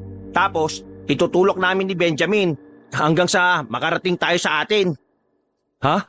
Seryoso ka ba? Ang layo pa natin no? Sige nga, anong magandang paraan? Di tayo pwedeng maglakad pre. Hiniram ko lang to sa tiyuhin ko. Alam nga namang iwan natin tong tricycle na to dito. Si Nitoy na lang ang sasakay. Tutulong na lang ako sa pagtutulak. Uy, di pwede no? Babae ka eh. Baka hindi mo kayanin. Ganyan ba kahinat kababa ang tingin nyo sa aming mga babae? Hindi naman sa ganun. Inaalala ko lang yung katawan mo. Baka kasi mabigla ka at magkasakit ka. Kaya ko naman eh. Hindi naman ako lampa. At saka nakakaya kung pati ako nasa loob. O sige na, pagbigyan mo na siya. Gusto niya yan eh. Tatlo silang nagtulak ng tricycle. Kayang-kaya naman nilang itulak ng mabilis dahil hindi naman yon gaya ng kotse na sobrang bigat. Pero habang ginagawa nila yon, isang panganib pala ang nakaamba sa kanila. Bigla na lamang kasing may lumitaw na lalaki sa gitna ng daan. Matangkad na lalaki. May kalakihan ng katawan nito. Nang matutukan ng ilaw ang tricycle noon, nakilala ito ni Anita. Ikaw nga yun. Anong ginagawa mo? Bakit mo kami hinaharangan? Ikaw ang anong ginagawa mo? Bakit mo kasama mga yan? Hoy, magkakilala ba kayong dalawa? Hindi ko siya kilala, pero minsan niya na akong pinagtanungan kung nasa nakatira yung albularyo ng baryo natin. Aswang ka! Akala ko hindi nyo malalaman kagad eh. Totoo nga sinabi ng mga kasamaan ko, may angking husay din kayo. Meron pa silang hindi nasabi sa'yo. Hindi nila binanggit na pwede kang mamatay kapag nakaharap mo kami. Anita, hawakan mo ang kapatid mo ah. Matakip na lang din ang mga mata. Papapalabang kami ngayon. Agad na kinuha ni Anita ang kanyang kapatid. Ramdam niya ang takot ng bata. Nanginginig yon sa takot. Kahit siya, hindi niya rin mapigilan na mabilis na pagtibok ng kanyang puso. Sa tingin niyo ba, haharap ako sa inyo ng mag-isa kung hindi ko kayo kaya? Abay malay namin kung bida-bida ka lang. Kunwari malakas pero papogi lang. Hindi ba pre? Ayoko na maraming shot-shot. Tapusin kagad natin to. Malaking sagabal kayo sa mga plano namin eh. Di simulan mo. Dinukot na ni Benjamin ang kanyang itak. Ganon din si David. Hindi nagtagal, agad na umatake ang lalaking aswang. Nagmamadaling lumapit yon sa kanila. Sinalubong naman ito ni Benjamin. Pagkagupit nito ng itak, nakailag ang lalaki. Marunong din ito makipaglaban base sa kilos nito. Dalawa na kayo pero hindi niyo pa rin ako matamaan. Ha! Mga mahihinang nila lang. Masyado ka madaldal eh, no? Nang si David naman ang lumapit, magkakasunod na hagupit ng itak ang ginawa nito. Dahil sa agresibong pag-atake ng binata, nagawa na nitong patamaan ng aswang. Agad din namang rumispondi si Benjamin. Pagtaga nito, tinamaan nito ang kalaban nila. Sirit agad ang dugo sa braso ng aswang. O ano, palag? Hindi na kontento si David. Wala itong sinayang na pagkakataon. Inatake niya lang ng inatake. Ang hindi alam ng aswang ay sinasadya lamang ito ni David para magkaroon ng mas magandang pagkakataon si Benjamin. Maya-maya pa, nahiwa ni Benjamin ang aswang sa bewang. Dahilan para mapatigil ito at pansamantalang dumistansya. Gusto ko malaman ang pangalan mo. Para bago ka mamatay, mas madali kitang matatandaan na minsan may pinaslang akong mahina na kagaya mo. Dado! Dado pangalan ko! Dado ang pangalan ng aswang na papaslang sa'yo! Muling lumusob si Benjamin. Pero sa pagkakataong ito ay tila biglang lumakas ang kalaban nila. Bumilis din ang kilos nito kumpara sa mga naunang minuto. Tinamaan ng suntok si David. Natumba agad ito dahil sa lakas ng kamao ng kalaban nila. Mabuti na lamang, agad na nakaresponde si Benjamin. Hinataw nila ulit ng itak ang lalaki, pero hindi na yun tinamaan. Mabilis na nakaiwas ang aswang. Sa halip, isang malakas na suntok din ang pinatama nito sa tagiliran ni Benjamin. Nabitiwan ng binata ang itak. Dinakma siya sa ulo at saka binalibag na malakas. Tumama pa si Benjamin sa harapan ng tricycle. Sa puntong ito, nabahala na si Anita. Sa nakikita niya, tila mahihirapan ng manalo ang dalawang binata. Nag-isip na siya kung tatakbo na silang magkapatid, pero tila nabasa yata ng aswang ang binabalak niya. Tumingin yun sa kanya ng nakangisi. Kaya naman hindi na rin siya nakagalaw sa kanyang kinatatayuan. Ano? Tatakas ka? Ha! Kala mo makakatakas ka? Wala ka namang kayang gawin ngayon nakabulagta na tong dalawang to oh. Wala ka na rin pag-asang mabuhay pa. Pati na rin ang bata kasama mo. Huwag! Sa'yo damay! Huwag na lang! Hoy! Kami kalaban mo! Huwag ang mga taong alam mong walang laban sa'yo! Oh, nakakabangon pa pala kayong dalawa ha? Akalain mo nga naman. Akala ko ganun lang kayo kahina eh. Pinahangaan niyo ako ah. Muling pinagtuunan ng aswang ang dalawang binata. Bigla na lamang itong gumapang na mabilis at dinamba si Benjamin. Humaba ang kuko nito. Nang kakalmuti na sana nito si Benjamin, bigla na lamang may tumarak na palakol sa ulo ng aswang. Dahil dito, agad na nakaalis si Benjamin sa ilalim ng kalaban nila. Pagtingin nila sa gilid, naroon si Mang Pepe, ang albularyo na pinuno ng kanilang samahan. Mang Pepe, paano kayo napadpad dito? Kung saan may gubat, dapat alam niyong sa gabi nandun ako. Sa wakas, nakita ko na rin ang isang to. Hoy, ikaw! Matagal mo na akong hinahanap, di ba? Oo, ikaw nga! Pepe! Gigewang-gewang na ang aswang. Napuruan ito ng palakol sa ulo. Pasensya ka na at hindi tayo nagkaroon ng matinong laban. Inabutan kita sa ganitong paraan. Pero bagitong aswang ka pa. Hindi ko ang gusto ko makaharap. Nasaan ang amo mo? Hindi na sumagot ang aswang na si Dado. Tumawa na lang ito hanggang sa tuluyan na nga itong bumagsak at malagutan ng hininga. Napailing na lamang si Mang Pepe. Kayong dalawa naman, ang tagal nyo na sa sabahan, hindi nyo man lang inayos tong laban. Kung kaninin nyo pa binira sa ulo yan, edi patay na yan. Masyado kasi siyang mabilis kanina.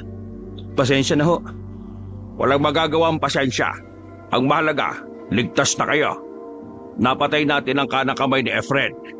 Teka, kasama niyo pala ang magkapatid. Anita, ayos lang ba kayo? Opo, ayos lang po kami. Kinabahan lang po kami kasi akala ko makakain na kami ng mga aswang. Huwag kang mag-alala, ligtas ka na. Patay na ang aswang na ito.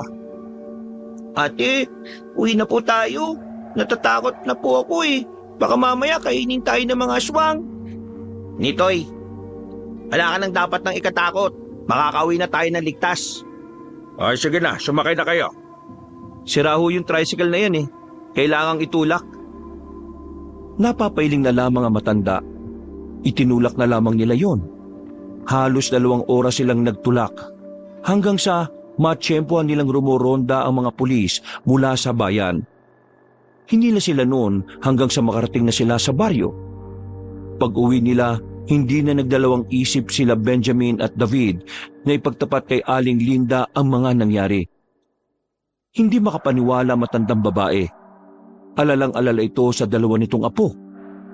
Diyos ko, buti naman at nakaligtas kayo. Benjamin, ano gagawin natin ngayon? Matatalo niyo ba mga aswang? Baka naman dito sila manggulo sa atin. Paano tong 2 apo ko? Huwag po kayo mag-alala. Bukas din ng gabi, lulusubin na namin ang mga aswang. Bago pa sila makarating dito, uubusin na namin sila. Magtiwala po kayo sa amin. Ililigtas po namin ang baryong ito. Napailing na lamang ang babaeng si Anita.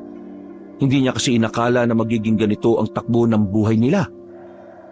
Tinakasan nila ang magulong buhay sa Maynila, pero mas mapanganib naman ang dinadanas nila. Ganun pa man, sinubukan na lamang ng babae na maging positibo. Kinabukasan ng umaga, kumalat na agad ang nangyari. Nagsilbing babala ang pangyayari sa lahat ng residente. Kaya ang karamihan sa kanila, hindi na muna pinapasok ang mga anak sa eskwelahan. Ganon din naman ang ginawa ni Anita kay Nitoy. Mas pinili niyang manatili na lamang ang kapatid sa kanilang bahay kaysa malagay na naman sa alanganin ng buhay nito. Pasensya ka na, Anita. Kailangan mo makita itong ginagawa namin. Hindi ka ba natatakot sa mga nandito kasi puro patalim ang hawak naming lahat? Hindi naman ako ignorante. Naghahasa din naman ako ng patalim kapag naghihiwa ako ng sibuyas. Kaya ayos lang naman. Nagpunta ako dito kasi meron akong gustong itanong. Oy, bakit? Ano ba itatanong mo? Pwede niyo ba akong turuan na humawak ng pana? Gusto ko makapatay din ng aswang eh. Para naman hindi ko mararamdamang pabigat lang ako kapag kasama niyo ako. Mabuti naman at naisip mo rin yan. Pero dahil gusto mo matuto, wala namang problema. Tuturuan kita ngayon din. Oh, nagkusang loob na si Benjamin ha. Patusin mo na. Minsanan lang yun maging mabait sa ibang tao. Isa lang ang gusto ko sa tinuturuan ko. Ayaw ko na masyado mareklamo. Madali akong mairita sa ganun eh. Hindi na lamang kumontra ang dalaga. Hindi nagtagal ay isinama na rin ni Benjamin ang dalaga. Humarap sila sa malapad na katawan ng puno kung saan naroon ang mabilog na kahoy. Yun ang nagsisilbing target nila. Bakit pa nang gusto mo? Bakit ayaw mo nang itak? Hindi ko kasi alam kung kaya ko ba makipagharapan eh. Tumango na lamang si Benjamin. Nang simulan na nila ang pag-aaral sa pag-asinta, hindi naman nahirapan si Benjamin sa dalaga. Marunong makinig ang babae. At kahit hindi pa ito nakakatama sa gitna, masasabi ng binata na kahit papaano may potensyal si Anita sa bagay na yon. 3 oras ang nakalipas, natapos na rin ang pagsasanay nila. Nangalay ang braso ng dalaga at nakaramdam na rin ng gutom. Maraming salamat Benjamin ha. At pasensya na rin pala kung ano man ang mga nasabi ko noong unang beses tayo nakita. Wala yun. Aminado rin naman na mali yung mga sinabi ko. Hindi ko dapat sinisisi ang mga babae na babastos dahil lang maikli ang suot nila. Natutunan ko na ang bagay na yon. At hindi na ganun ang pananaw ko. Mabait ka naman pala eh. Siguro, bawas-bawasan mo na lang yung pagsimangot mo. Mas nakakabata kapag lagi ka nakangiti. Matapos yun, Umuwi sila sa kanila para magpaalam sa lola niya. Halos mangiyak-ngiyak ang matandang babae nang malaman na kasama siya sa sasabak. Sinubukan siyang pigilan ng matanda, pero buo na ang kanyang loob. Sasama siya sa mga manunugis para sa ikatatahimik ng kanilang lugar. Paano kung may mangyaring masama sa'yo roon? La, magtiwala lang kayo sa akin. Nag-aral ako kanina kung paano humawak ng pana. Tinuruan ako ni Benjamin. Walang mangyayari masama sa akin hanggat kasama ko sila. Hindi naman kasi natin alam kung ano mangyayari mamaya eh. Kayo na mismo nagsabi na baryo ng mga aswang ang pupuntahan ninyo. Ibig sabihin, marami ang mga naroon. Kakayanin niyo bang lahat yon? Diyos ko, bakit ba ito nangyayari sa atin? Hinawakan ng dalaga ang magkabilang pisngi ng kanyang lola. Ngumiti siya na malapad. Pinapakita niya na handang-handa siya sa mangyayari kahit na ang totoo ay natatakot din siya. La, pinapangako ko, babalik ako dito. Kailangan ko lang talagang gawin ito para makatulong ako para sa baryo natin. Tumangutango na lamang ang matandang babae.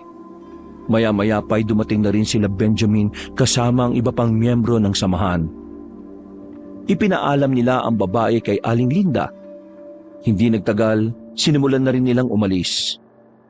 Makalipas lang ang kalahating oras, nakita na rin ni Anita ang daanan patungo sa sinasabi niyang baryo. Pinangunahan ni Mang Pepe ang paglalakad. Itinuro naman agad ng dalaga kung nasaan ang tamang daan. Maraan silang kumilos nang makita na nga nila ang baryo ng mga aswang. Wala pang nangyayari. Ramdam na ni Anita ang tensyon. Ihandaan niyo mga pana ninyo. Unang atake natin ay mga palaso. Pag naubos, haharapin na natin sila. Kanya-kanyang hugot ng palaso ang mga manunugis. Sumabay na rin sa mga yon si Anita. Pinilit niyang ibanat ang lagayan ng palaso. Itinutok sa isang aswang na medyo malapit. Pagsenyas ni Mang Pepe, sa kanila binitiwan ng palaso. Tumama ang lahat ng palaso ng mga manunugis. Maliban na lamang kay Anita na hindi man lang umabot sa inaasinta niya. Pero hindi siya tumigil hanggat hindi siya nakakatama. Bumunot lang siya ng bumunot. Maya-maya pa, nakasapul na rin siya. Dahil dito, mas lalo siyang ginanahan. Tila tumaas ang kanyang moral. Pakiramdam niya ay isa na siyang ganap na gaya ni Benjamin at David na isang manunugis. Lapit na! Paano ako? Sasamahan kita. Ayi! Nung ayi, sira ulo. Nagsimula ng tumungo ang mga manunugis sa loob ng baryo. Kagaya na kanilang inaasahan, hindi na mabilang kung ilang aswang ang naroroon. Kahit si Mang Pepe, nahihiwagaan din kung papaanong dumami ng ganun ang mga kalaban nila. At kung papaanong hindi nila natuklasan agad ang lugar na yon. Ganun pa man, pumalag ang mga manunugis kahit mas lamang sa bilang ang mga aswang. Wala silang ipinakitang takot. Kampante sila na kakayanin nila ang mga yon dahil na rin sa kanilang pambihirang kahusayan. Samantala, nakatago lang sa gilid si Anita at Benjamin habang pasimpleng pinapana ang mga aswang. Mag-iingat ka ha, baka matamaan mo yung mga kakampi natin. Kaya nga ako nahihirapan kasi labo-labo na eh. Teka, wala bang makakalapit na aswang dito sa atin? Huwag mong intindihin yun. Ako nang bahalang magbantay. Bakit mo ba kasi ako sinasamahan? Ayaw mo ba? Gusto. Hindi ko kaya mag-isa eh. Yun naman pala eh. Dami mo pang dinadaldal. Sa pagpapatuloy ng labanan, ay dihado na ang mga aswang. Wala pang nababawas sa hanay ng mga manunugis. Samantalang sa mga aswang ay halos nangangalahati na. Isa sa naging kalamangan nila ay ang mga pangkaraniwang aswang lang ang naroroon. Lipat tayo ng pwesto. Ha? Anong ha? Bingi ka ba? Lipat tayo ng pwesto. Nagmamadaling tumayo ang babae. Tumakbo sila papunta sa kabilang gilid ng baryo. Kakaunti na lang ang palaso ni Anita. Pero dadalawang aswang pa lang ang natatamaan niya. Ang ibang palaso ay kung saan-saan pa napupunta. Gamitin mo yung tinuro ko sa'yo kanina. Pambira ka naman, oh. Ang sakit na ng braso ko eh. Hindi ka pwedeng sumabak sa ganito kung mas marami ka pang reklamo kaysa napatay na aswang. Ang ingay mo kasi eh.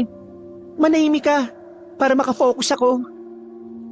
Nanahimik na ang binata ng mga sandaling yon. Itinuon na lamang din ng dalaga ang kanyang atensyon sa mga aswang. Pero kalaunan, naubusan na rin siya ng palaso. Sa kasamaang palad, wala na siyang tinamaan. Mabuti na lamang ay nakakalamang na sa laban ng mga kasama niya. Ano nang gagawin ko? Wala na akong palaso. Eh di umuwi ka na. Ha? Wala ka nang gagawin dito eh. Umuwi ka na. Ihatid na kita. Tara na. Seryoso ka ba? Oo, mapapahama ka lang dito. Kapag nakita ka pa ng mga aswang eh, baka ikaw pa unahin nila. Tara na. Kaya na nila yung mga yan. Hinuwakan na siya ni Benjamin sa kamay at hinila na siya paalis sa lugar. Pero hindi pa man sila nakakalayo, bigla na lang may humarang sa kanila. Nanlaki ang mga mata ni Benjamin. Kahit yun ang unang pagkakataon na nakaharap niya ang matandang aswang, malakas ang kutob niya na yun ang pinuno ng baryo ng mga aswang. Mukhang bawi na yata kayo, iho, ha? Sino ka? Aswang ka rin, no? Bakit bang hilig niyong humarang sa daan? Anita, huwag ka magsalita. Yan ang pinuno ng mga aswang. Pinuno? Kusang nagtindigan ng balahibo ng dalaga na mapagtanto yun. Nagtago siya kaagad sa likuran ni Benji. Nanlalamig ang kanyang palad dahil sa takot. Tuwang-tuwa siguro ang mga kasamaan mo dahil pinagpapapaslang lang nila mga walang kwentang kalahi ko. Pero alam mo ba kung anong kakaiba sa nangyayari ngayon? May gagamitin ako para bumagsak ang mga manunugis. Anong binabalak mo? Gusto mo malaman? Nabigla na lamang si Benji nang biglang tumalon ng mataas si Mang Efren. Napunta ito sa likuran nila. Walang kahirap-hirap na hinablot ang babaeng si Anita. Pagkatapos, sinipa nito ng malakas si Benjamin. Tumilapon ng lalaki. Si Anita naman ay sinuntok na matanda sa sikmura na agad din namang nawala ng malay. Ito ang plano ko. Ang papiliin kayo sa tatlo. Susubukan pa sana habulin ni Benjamin si Mang Efren pero inilabas na nito ang malapad na pakpak at agad na umalis.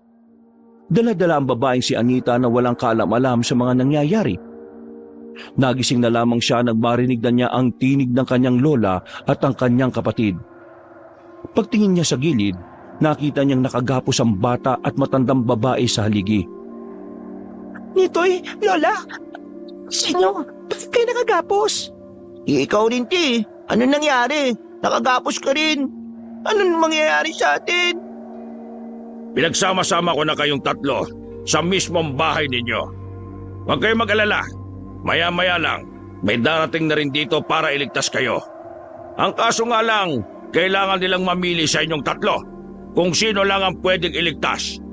O pwede rin namang buhay ninyo kapalit ng buhay nila. Ano pa rito? Wala kami kinalaman sa alitan ninyo. Oops! Huwag kang ganyan. Nakita kita kanina na may hawak ang pana. Dalawa nga lang ang tinamaan mo. Tapos, naubos na yung palaso mo nang wala kang napala. Kung sino ka man, nagmamakawa ko sa inyo na huwag nyo na kaming idamay pa. Mga simpleng tao lang naman kami. Ang kaso, hindi ako magdedesisyon kung pakakawalan ko kayo o hindi. Hintayin na lang natin sila.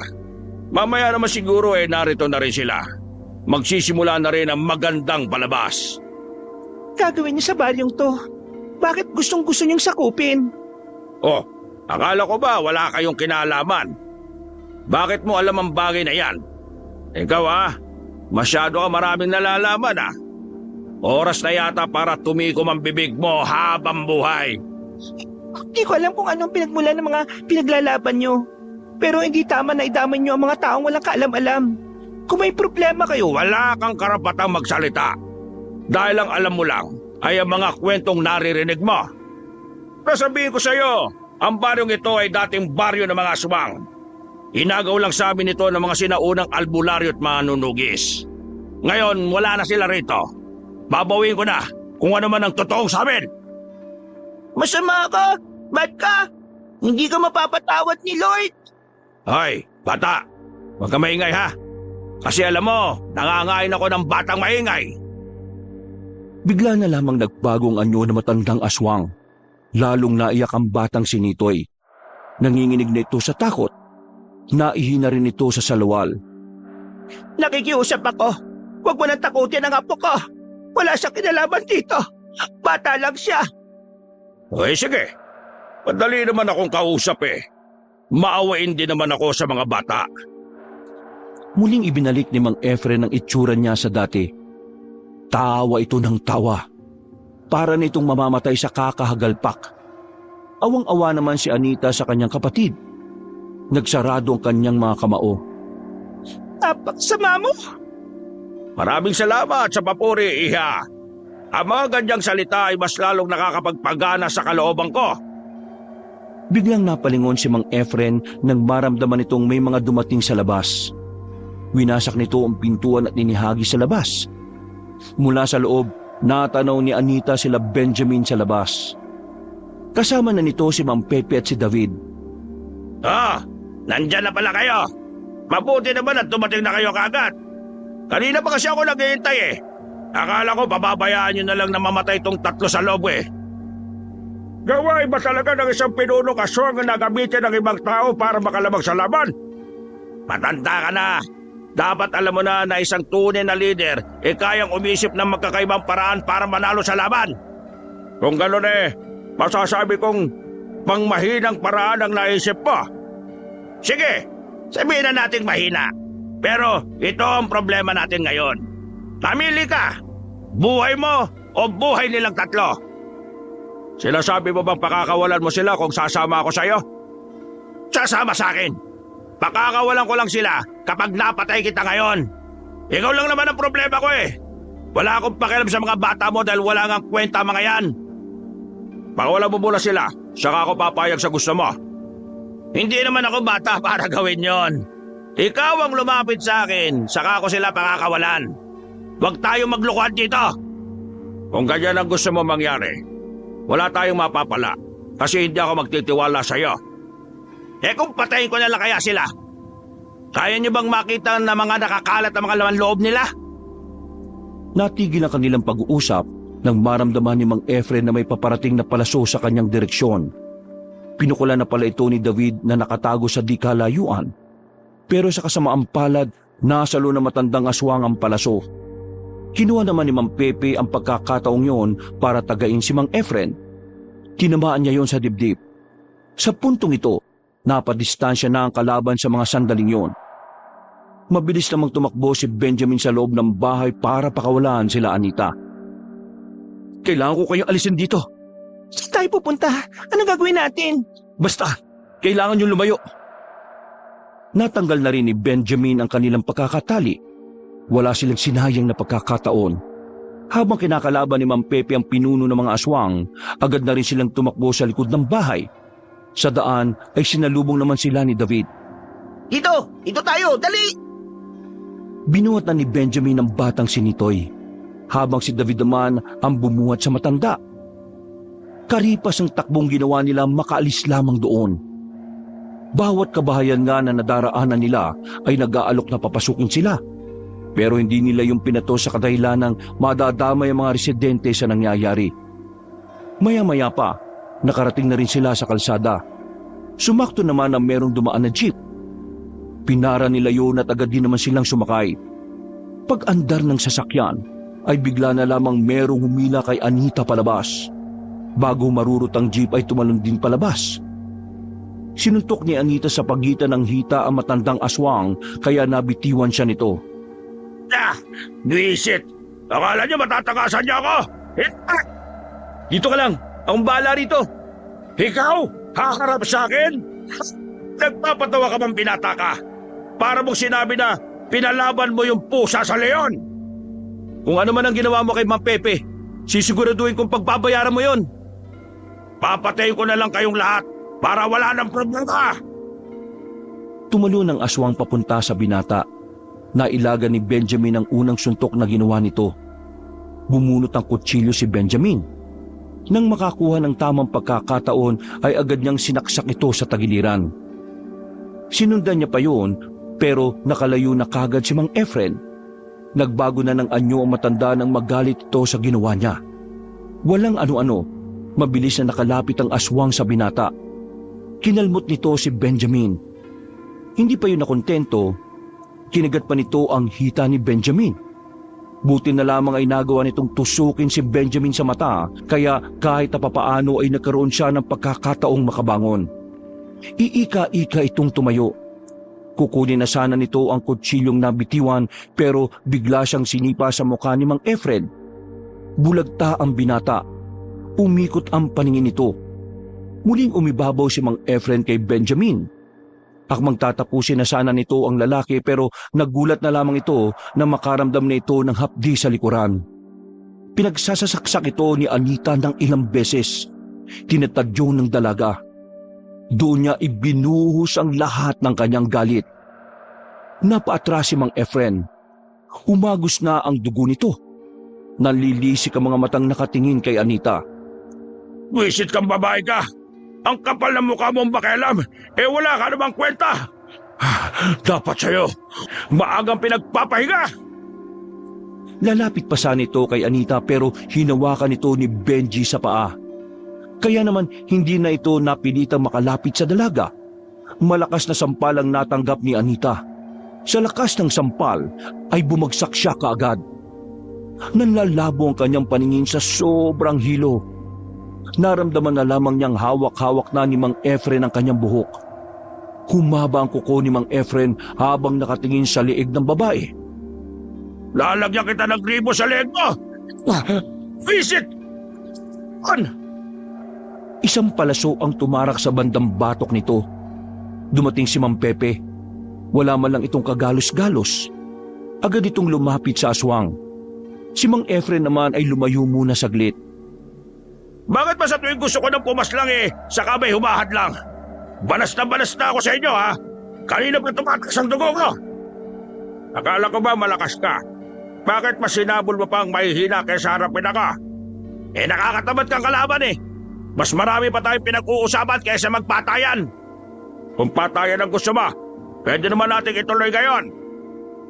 Binunot na ng matandang albularyo ang mahaba nitong itak na kinakalawang na ang patalim. Pumorma na si Mang Pepe. Napangiti na lamang si Benjamin nang makita yon.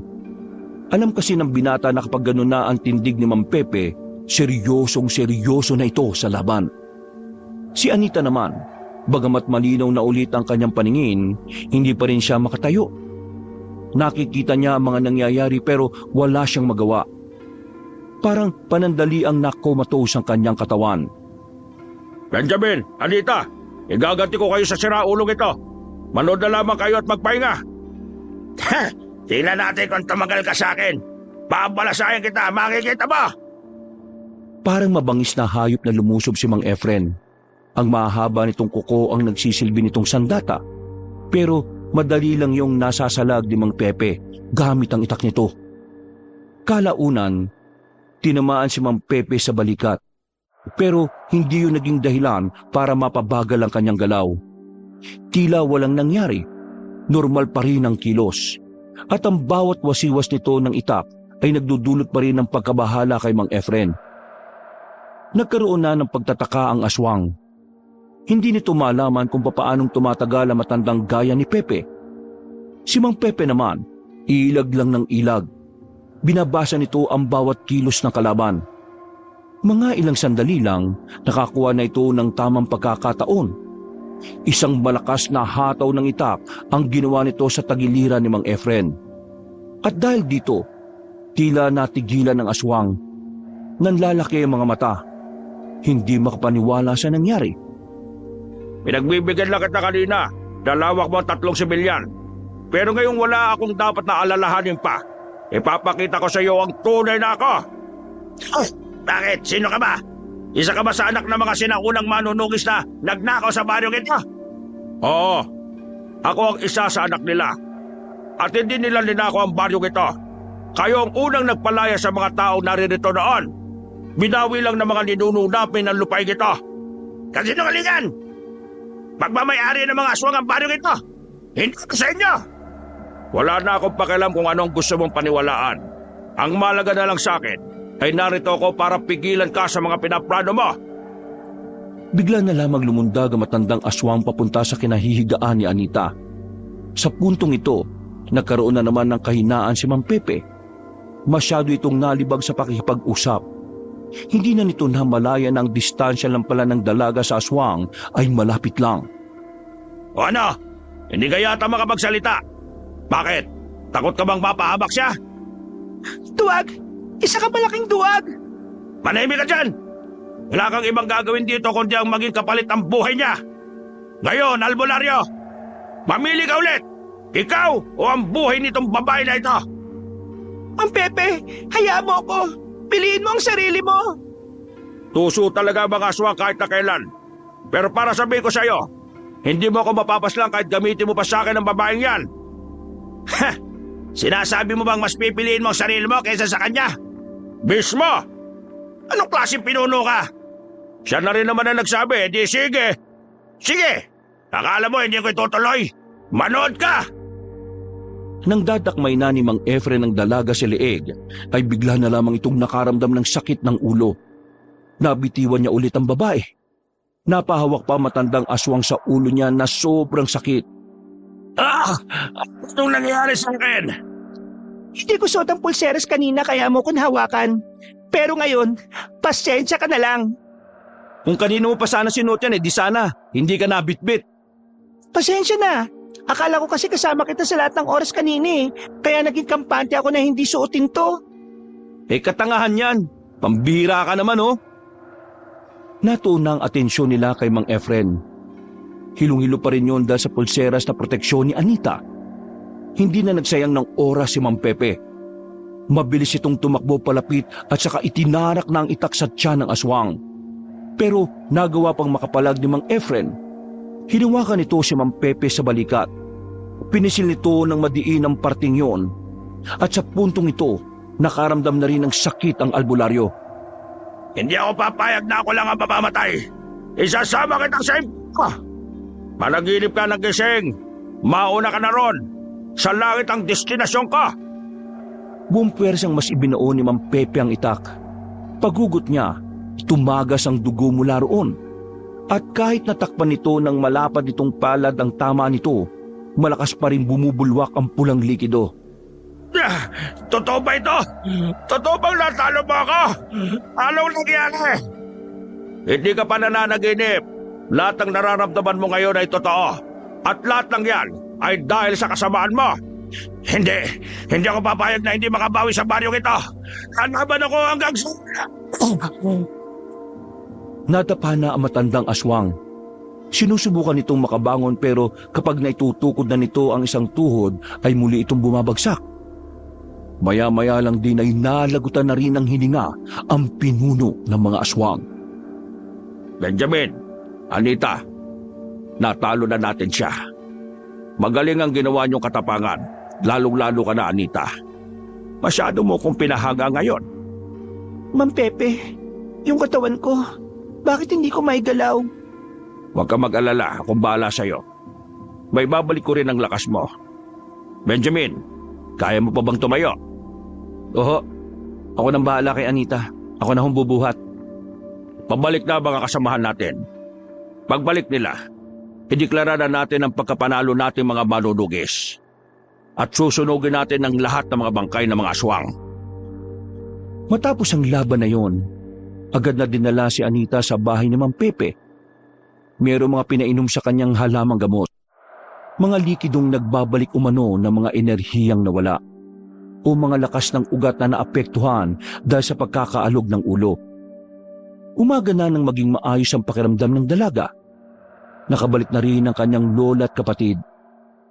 Po, anong nangyari? Ayos ka na ba? La, ayos lang ako. Nasaan si Nitoy? Bakit hindi niyo kasama? Naroon, kasama ni David. Pinakain ko na muna kasi gutom na raw siya eh. La, mahusay po ba ako? Ay Diyos ko naman, oo naman. Muntik-muntikan ka na nga mamatay eh. Mabuti naman at nagkamalay ka na pala. Naigagalaw mo naman na maayos ang katawan mo. Opo, Maraming salamat po sa inyo. Salamat naman sa Diyos kung gano'n. Magaling ang ginawa mo, Anita. Hindi ka naman manunugis pero pinakita mong kaya mo rin protektahan ang pamilya mo at ang ibang tao. Napangiti na lamang na malapad ang babae. Tinulungan na lamang siyang makabangon ni Benjamin at saka sabay na rin silang lumabas para mag-agahan. Sa mga sumunod na araw, unti-unti na rin naging maayos ang kanyang pakiramdam. Hindi na niya nararamdaman ang hilo. Kinakaya na rin niyang pumasok sa ekstrang trabaho. Matapos ang madugong labanan sa pagitan ng mga manunugi sa Taswang, naging panatag na rin ang kalooban ng mga tao. Mas naging maayos na rin ang pagtulog ng lahat. Wala nang pagkabahala sa gabi. Nadadaanan na rin ang karaniwang daanan ng mga batang pumapasok sa eskwelahan. Sa kabila ng mga nangyari, mas pinili pa rin ni Anita na mamuhay bilang simpleng babae. Mas gusto niya ng buhay na payapa at ang tanging iniisip lamang ay ang kanyang pamilya. Ganun pa man, naging parte na rin ng buhay niya sila Benjamin. Mas lumalim ang kanilang samahan at pamilya na rin ang naging turingan. Hindi pa man tuluyang umuunlad ang kanilang buhay, pero masaya pa rin si Anita dahil kasama niya ang kanyang lola at kapatid sa lugar na tahimik, payapa at napupuno lamang ng pagmamahal. Kontento na siya sa bagay na yon at wala na siyang mahihiling pa kundi ang kaligtasan at kapayapaan ng kanyang mga minamahal. Wakas,